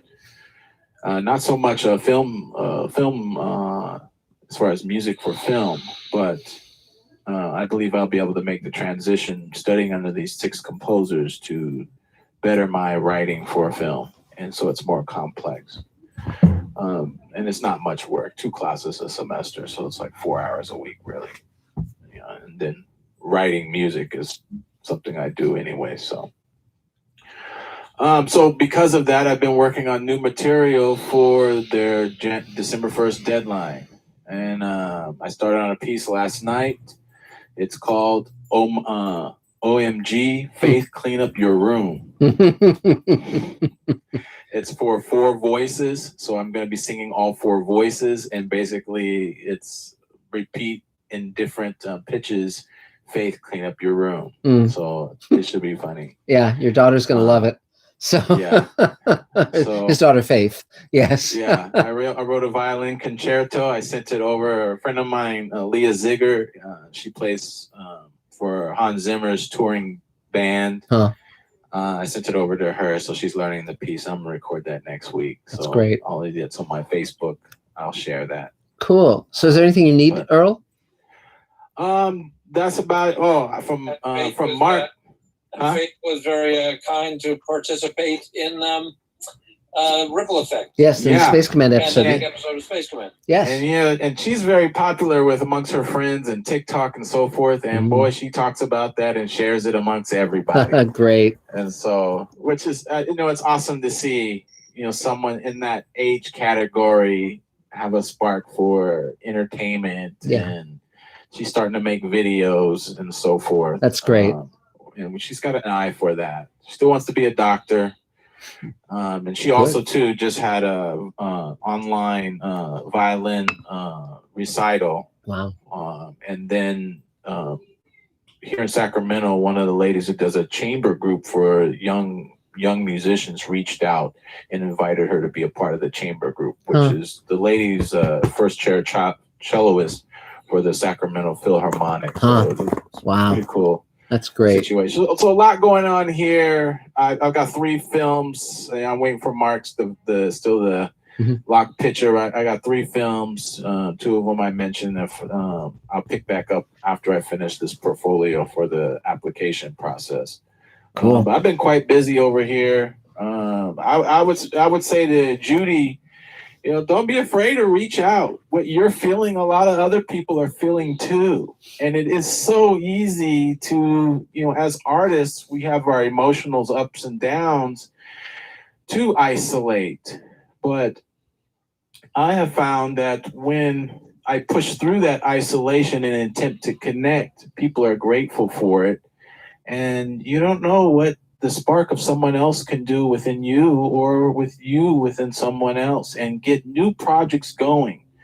I've been so gracious in my circumstances and I've had lots of ups and downs to still be surviving and doing well, especially in a pandemic. You Mm. know, who knew COVID would hit? And I moved to Sacramento, opened a business teaching students, have 42 students, and COVID hit, Wow. and 35 of them follow with me online. I had no Wow. clue, but I think if I was in LA, I would be hurting right now. Yeah. Yeah. But I would say don't be afraid to move forward and tread in new waters and things that people aren't doing, and Yeah. try to be creative. That's what has kept me afloat. And even going to Davis, I say, hey, the pandemic going on, why not go there, meet some new people, see who else I can do that's outside of what's normal in the LA community. And you just never know. And for me, that's how I became a sound designer. And I get quite a few projects on. Some of them not so great, some of them really great. But you know, they're all the same to me. And I treat them all the same at least. That's great. Wow. Well, terrific, and that's great, Earl. And one blessing I think of this pandemic is that people have gotten used to Zoom now, and we can actually talk to people wherever they are instantaneously around the world. That really is a blessing, an amazing thing. And so it's great to see you. And anything else you need? I just want to add to that. You know, that was one of the hardest things for me to do, to move, was because I went to the table regularly. Yes. Down the street, I walked there. Yeah. And that was one thing that I missed. And so, not to be selfish, but the COVID opened this up where I can connect with you guys. Yes. And for me, it's a blessing to check in here. I get inspired every week. I don't need a whole lot, but just hearing other people's stories inspires me. I just would encourage you, Judy, to connect with people. Yeah. Yes. You know, you can send me a buzz, send me an email if you got nothing going on or trying to find. I'm open too. I like to pay it forward and give as much as I can. Put as much positive energy and be meaningful in other people's lives as well. Okay. Well, 3 cheers. Yay. Great. Okay, so I just spoke with Judith. Okay. She just gotten in from the pharmacist, taking the bus. But the thing that's occupying her now is her kitty is getting pretty close to the end. Yes. So, but she sends her love to everybody, but she's okay. She's doing okay. Good. That's good. Yeah. So, is there another Mr. Sci-Fi question, Adam? Yes, we've got a question from Bob Rich. Hi, Bob. He says, hi, Mark. In our scripts, how can we get more and more skilled at putting subtext in our dialogue? Yes. The spoken words reveal the tip of the iceberg with a world of thought and emotion beneath the surface. The trick is, it's a good question. And for those who don't know, subtext is, in real life, most people never say what they're actually thinking or feeling. And subtext is how you convey what's going on under the surface. A big mistake that many actors make is they just think it's about the lines, when the lines are the least of it. And if you're really doing your job right, it's all that stuff that's going underneath. And so a good way to get better at subtext is, let's say you have a husband and wife scene, and the husband has found out that his wife is cheating on him, and this is the scene where he confronts her about that. Write the scene where they say everything overtly, just to get that out of your system. And then say, if I was going to write the scene where they never say any of this out loud, but the meaning still conveys, write that. And that will give you the subtext that conveys the meaning, and it'll be a much better scene. And so that's what I would strongly suggest, because I love subtext. Elaine does too. And the challenge, though, is that a script is a very different thing than a film or a TV show. And conveying subtext on the page is much harder than doing it in a film or TV show, because what can be obvious when you see it is much harder to convey on the page, and you have to make sure that your reader is understanding what the intent is. Yeah, I mean, one thing that often takes, that gives your scene energy, is you get very, very clear on what your character wants, and your character had better want something in each scene. Have an objective. Have a clear objective. But again, and it should be an objective that isn't like, I want money. I mean, if they want money, then it's, I want money for safety's sake, or I want money so people will love me, or I want money so I don't have to be afraid. But you think of something really core. But the thing is that we can't just go in to any scene with our Yes. Wearing our heart on our sleeve. Right. So if the subtext is clear, well, but also if you have objectives, two objectives in a scene where you can't get both of them and they're at variance, that creates conflict, and that's usually very, very fun. Huh. Yes, that's why one of my favorite Tennessee Williams pieces. Mm-hmm. He was a writer. He was a writer. Yes, he was a writer. Yeah. And A Streetcar Named Desire. When you say, well, what about villains and heroes? I very much appreciate the fact that the challenge in that is you have two people who have points of view, who have dreams of what the world is in contention. And what Blanche Dubois, her vision of the world, is that it's about elegance and refinement and leading a higher, more spiritual life. And if that is true, then she is worthy of Blanche's of her sister's love, of Stella's love.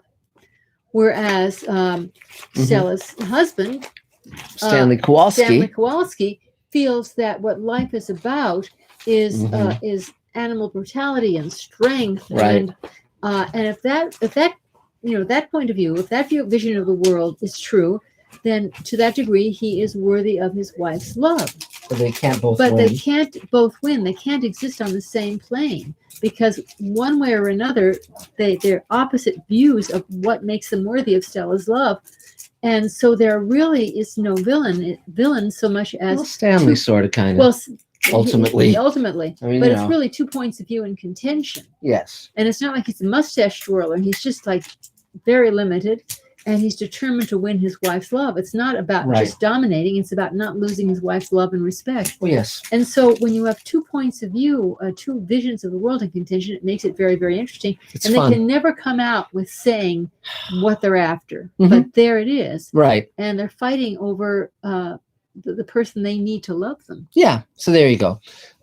So let's see. So there's one. So go ahead, Dave. Yeah. I mentioned this reminded me of a discussion you had on your old podcast, the Zicrees Simpkins. Yes. Podcast. Yes. Remember, you had a discussion with Joe Dougherty. I'm looking at it. I just called it up on Google. Oh, great. So you can look up the Zicrees Simpkins, Simkins podcast. Wow. I remember episode 20 here that I'm looking at from 2008. Wow. You had a discussion about the spirit of St. Louis. Huh. Wow. And how much extra heavy lifting was done in the scene that didn't have to be there, but it was like, what else can this scene do? What else can it accomplish? Yes. A really discussion about it. So if you want to look that up, great. Zicrees Simpkins podcast, look at episode 20, Joe Dougherty. And There the you other ones go. are great too. Yeah, it's the best thing ever done by anyone. Well, third best. We can't talk about the other two. Well, no, but the Space Command. But the David Simpkins was a friend of mine. He was a showrunner and a writer. He created Briscoe County and Warehouse 13 and so forth. And very, very good guy. And we decided to do a podcast where we just interviewed a lot of showrunners and so forth. And it was a good old time. We did a bunch of them, and then we stopped. So, but thanks to the wonders of YouTube, we can always revisit things. So great. So now now that was a Mr. Sci-Fi question. So Lydia, are you there? I saw you on the screen a moment ago. Are you there? Do you want to take your turn? Uh-oh. Look out. Okay. Well, Gino, why don't we take your turn, and then maybe Lydia will come back. And so, Gino, do you want to have your say? Oh, hold on. He's thumbs up. Okay. He's been taking a mime class. So let's see. It's Don't be shy, Gino. You're trapped in an elevator. It's you're walking the dog. Go ahead, please. Yeah, I was trying to use my microphone here. Okay, hi folks. There you go. Now? Yes. Okay. Hi folks, Gino, jazz actor, filmmaker, comedian. I see a few people out here that I've never seen before. So I'm gonna, do my regular deal. Plus Judy Beach is in town and the like. Okay, I'm available for table reads. So boom, you just reach out to me. And if you're casting anything for your project, I'd be honored to read for you. And one question came to mind today or a day or two before coming on is I haven't, nobody's asked me this for a while, but if, I mean, naturally, if it's a producer or director, we're going to say that, but in terms of, letting somebody know what my film is about, I get really, I won't say defensive, but, I'm just not up to, telling the average Joe. Mm. And even though, I still have to get a copy written, which just as I'm saying here, let me make a note on that now. But let's say even if they did try to do something with it, it seems like it would be a big, long process to get it rectified. If somebody tried to steal it. Oh, I see. Don't worry about people stealing stuff. Worry about making your version of what you want to say. It's like I never worry about people stealing my stuff ever. You register it, you copyright it, you're fine. You keep a paper trail. So if you send your work to somebody, just make sure there's an email where you said, here it is. And they said, great, I've got it. Because then you can do it. I generally don't ever want to sue anybody ever because it's such an emotional drain and just bad karma. So I wouldn't worry about that. I mean, just if they steal it, well, that's they're not gonna, it's fine, you're fine. So but your voice, your vision, and the details, it's about how you tell the story, not about the story. There's a million ways to tell a story. For instance, one thing I always wanted to do in a class was I wanted to show scenes from 3 movies that have the same exact plot but totally different tone. The first one is a movie called The Clonus Horror that was written that came out in the 70s. The second one is called The Island, and it starred the actor who played Ewan McGregor. It stars Ewan McGregor and Scarlett Johansson. And the third one is called Never Let Me Go. And they're all the same plot, which is that a group of young people discover that they are actually clones who are being raised to have their organs harvested by the original versions of themselves. And you could not see 3 movies with more different tones, and yet it's the same plot. And so at the end of the day, it doesn't matter what the plot is, it matters how you do it, and if there's a truth at the heart of the story you're telling. So that's my thought about that subject. Okay. Because in the end, you're going to need alliances to get that movie made. Well, yeah, I mean, it's just like start where you start, make what you can make, move forward, continue to make more stuff, and then I mean, we all have this wonderful thing called YouTube where you can put stuff out to the world. We all have cameras in our pockets, and we all have friends like I mean, Dave Edison has nothing to do particularly right now. He's got lots of time on his hands, as does Mark Gushowitz and everyone else on the screen. I mean, Jesus Christ, So I mean, the reason I did the 2-hour bonus episode of Space Command when the pandemic hit was because I realized that there was great opportunity to be had, and by doing a 2-hour episode of Space Command when it seemed impossible, I would be demonstrating to others that one can have a positive, joyful expression creatively, regardless of what's going on in the world. So that's my thought. I thought it was because I had done something wrong. Oh no, it's just always that too. I love saying things, Dave, that make the blood drain from your face.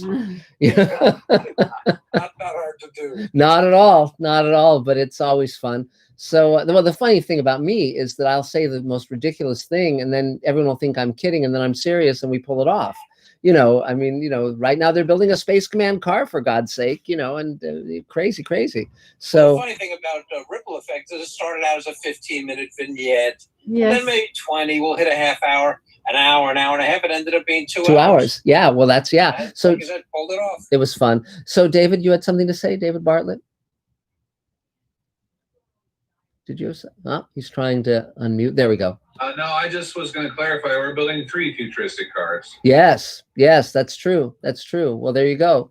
So I like to add to that, Gino. You could spend your whole life in fear of releasing or trying to make something happen, or afraid of speaking about some art or you know, your film or so forth. But then as time goes on, in the end, what do you have? Right, Yeah. right. Makes sense? Yeah. And like, totally. Yeah. and what Mark, I'm just clarifying what Mark said. Mark said, move forward, make it. You know, Yeah. make it. Share it with the table. We're all here to help. I'll be here to help you with sound, with Yeah. scoring. You know, it's, you know, Gino, everyone knows you in the table. sure. All will support you. yes. So you have your idea, put it through fruition. You know, Yeah. whether it's you directing or Mark Gutschewitz, he's looking for stuff to direct as well. Yeah, and he's- he's directing, he's editing. Right. You know, there's plenty of people who are willing to act. You know, speak on it. We're a family here. We Yes. love to help you. Yeah, it's a family just like the Manson family. And so the thing is, you know, Futuristic cars? Are we gonna have futuristic car races? yeah, we will. We'll drag race. It's going to be like Fast and Furious Space Command. But but yes, but again, the reason the table exists is so we help each other get stuff made.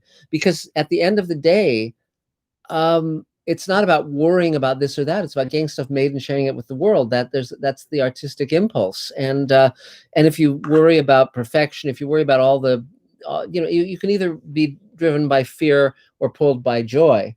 And joy ultimately is much more healing, and I recommend it. You know, so that's some of it. Do you know anything else? Anything else you need right now?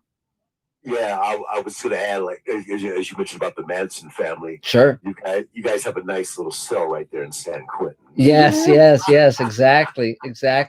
Well, it's you know, it's really interesting because I read voraciously all the time, and so I read a book about Manson, which was very, very interesting, and I'm reading a book about the assassination of John F. Kennedy now, and all the various theories surrounding it. It's really interesting stuff when you really dig into that. So, but great. So, but Gino, everyone is here to help you.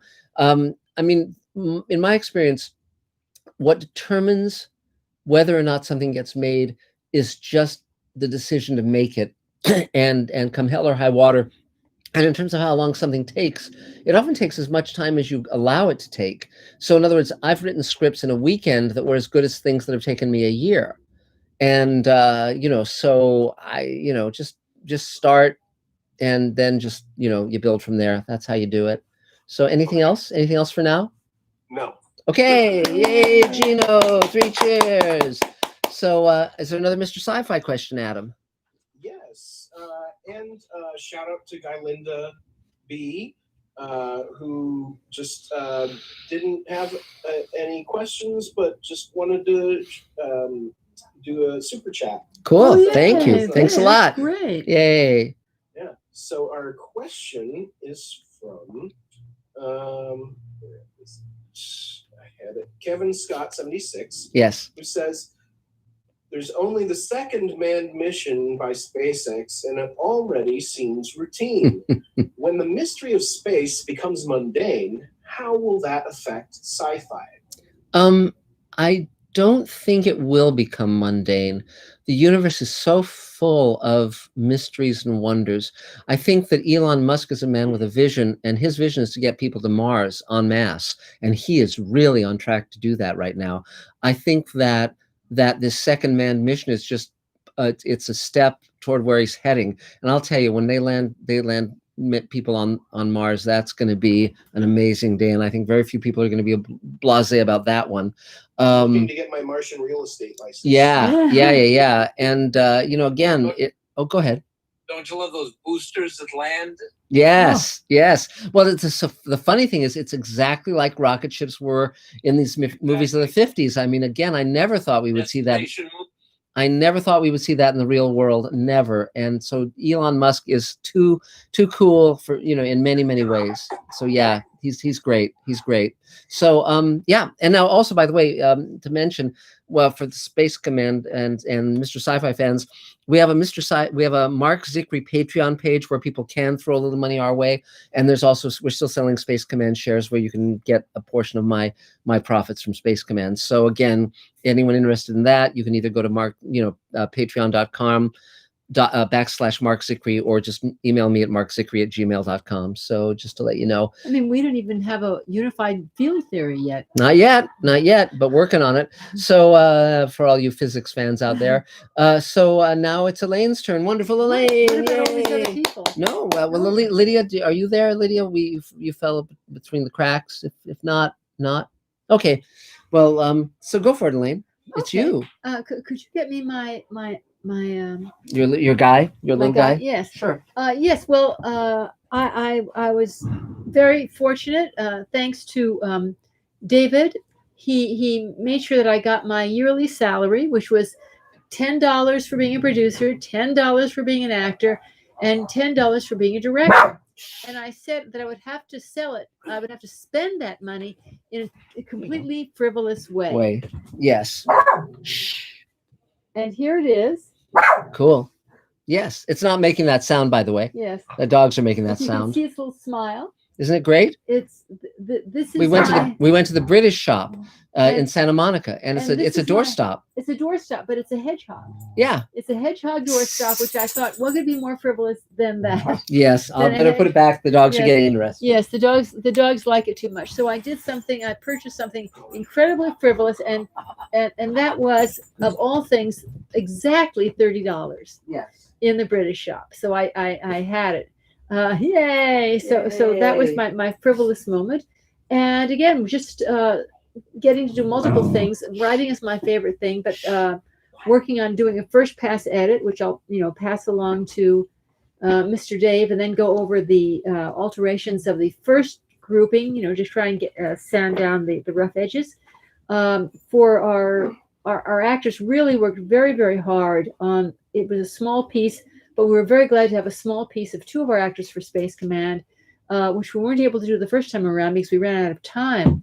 But they worked incredibly hard, and it's always fun to go back and explore small characters and make them into, really get behind who they are and what they are. So that was a good time. So just working on that, and we have some very charming and good performances from them. Great. And beyond that, the main objective is to try and keep our voices alive in this very difficult time, in the time of the pandemic. So is there anything you need? Not right now, but it's great to have you all there, and we hope you all have a grand Thanksgiving. Okay, yay! 3 cheers.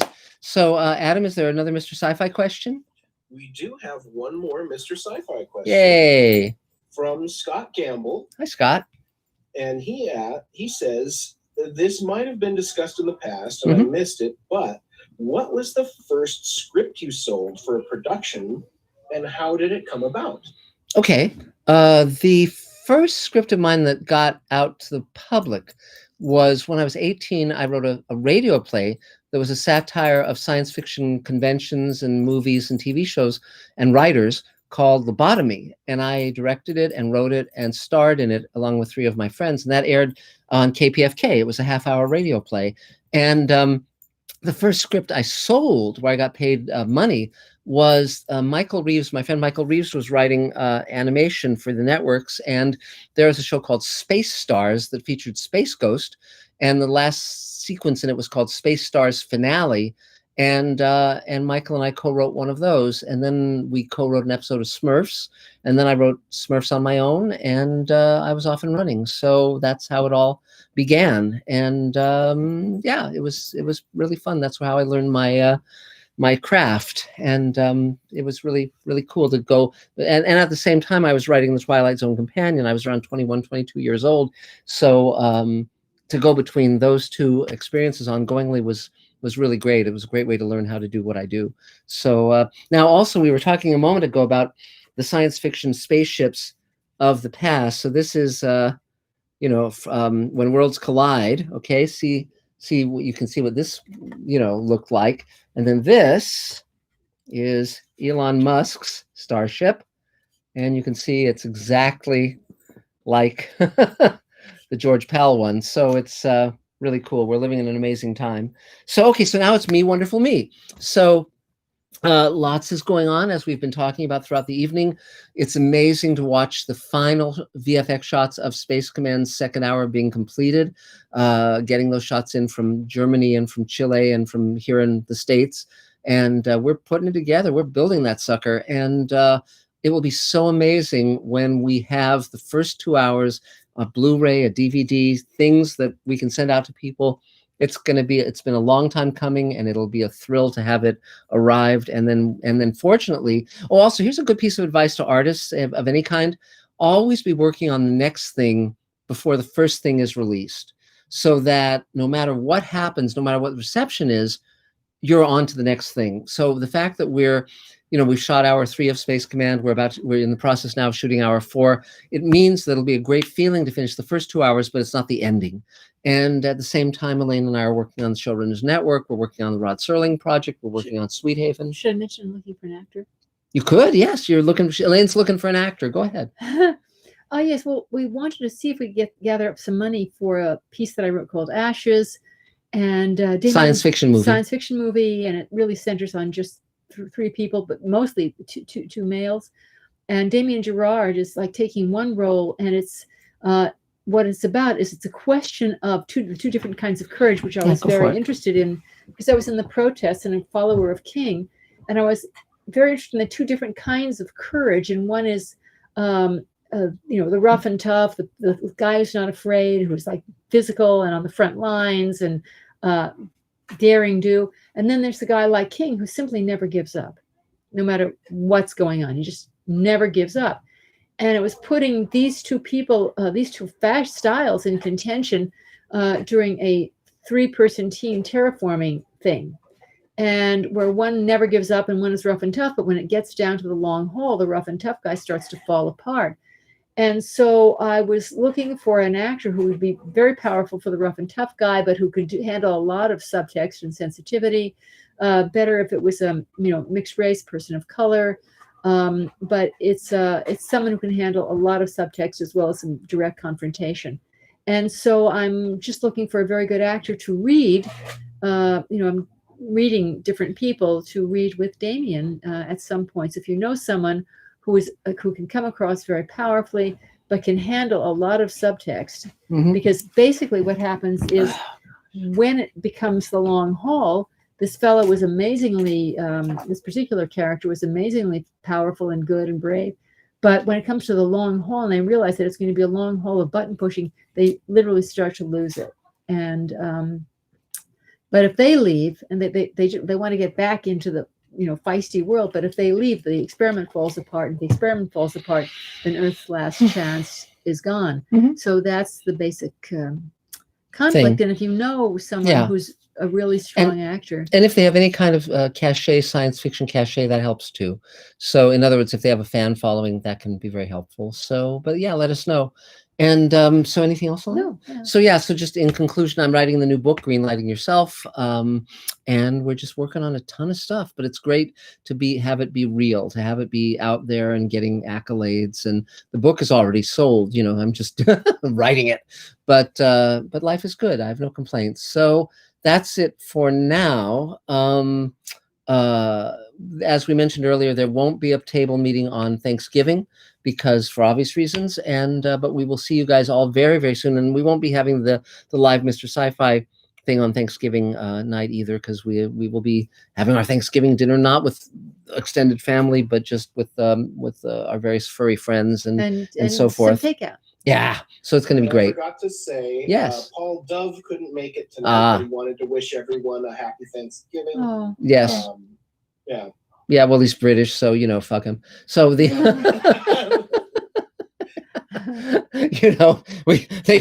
were oppressing us. Celebrate Thanksgiving. You are loved. Yes, I am. I'm just like Mother Teresa. Hey, throw all the tea in the bag. Yeah, really, exactly. Yes, but it's he's a great guy, and the thing that's really fun about Paul is that he has that Liverpudlian accent, which is really fun. You can't help but think of the Beatles. Now, Lydia, I guess you're there again. Is your microphone working? Can you take a turn? Nope. Okay, that's fine then. Okay. So great. So Shoot. so thank you, everyone. And if you need anything, let us know. And we'll Stay see you safe. next time. Have a great holiday, and find joy where you can. Thanks, guys. Take care. Talk Bye-bye. soon. Bye. Thanks a Bye. lot. Good night. Bye. Good night. Bye. Okay. Bye, guys. See you next time.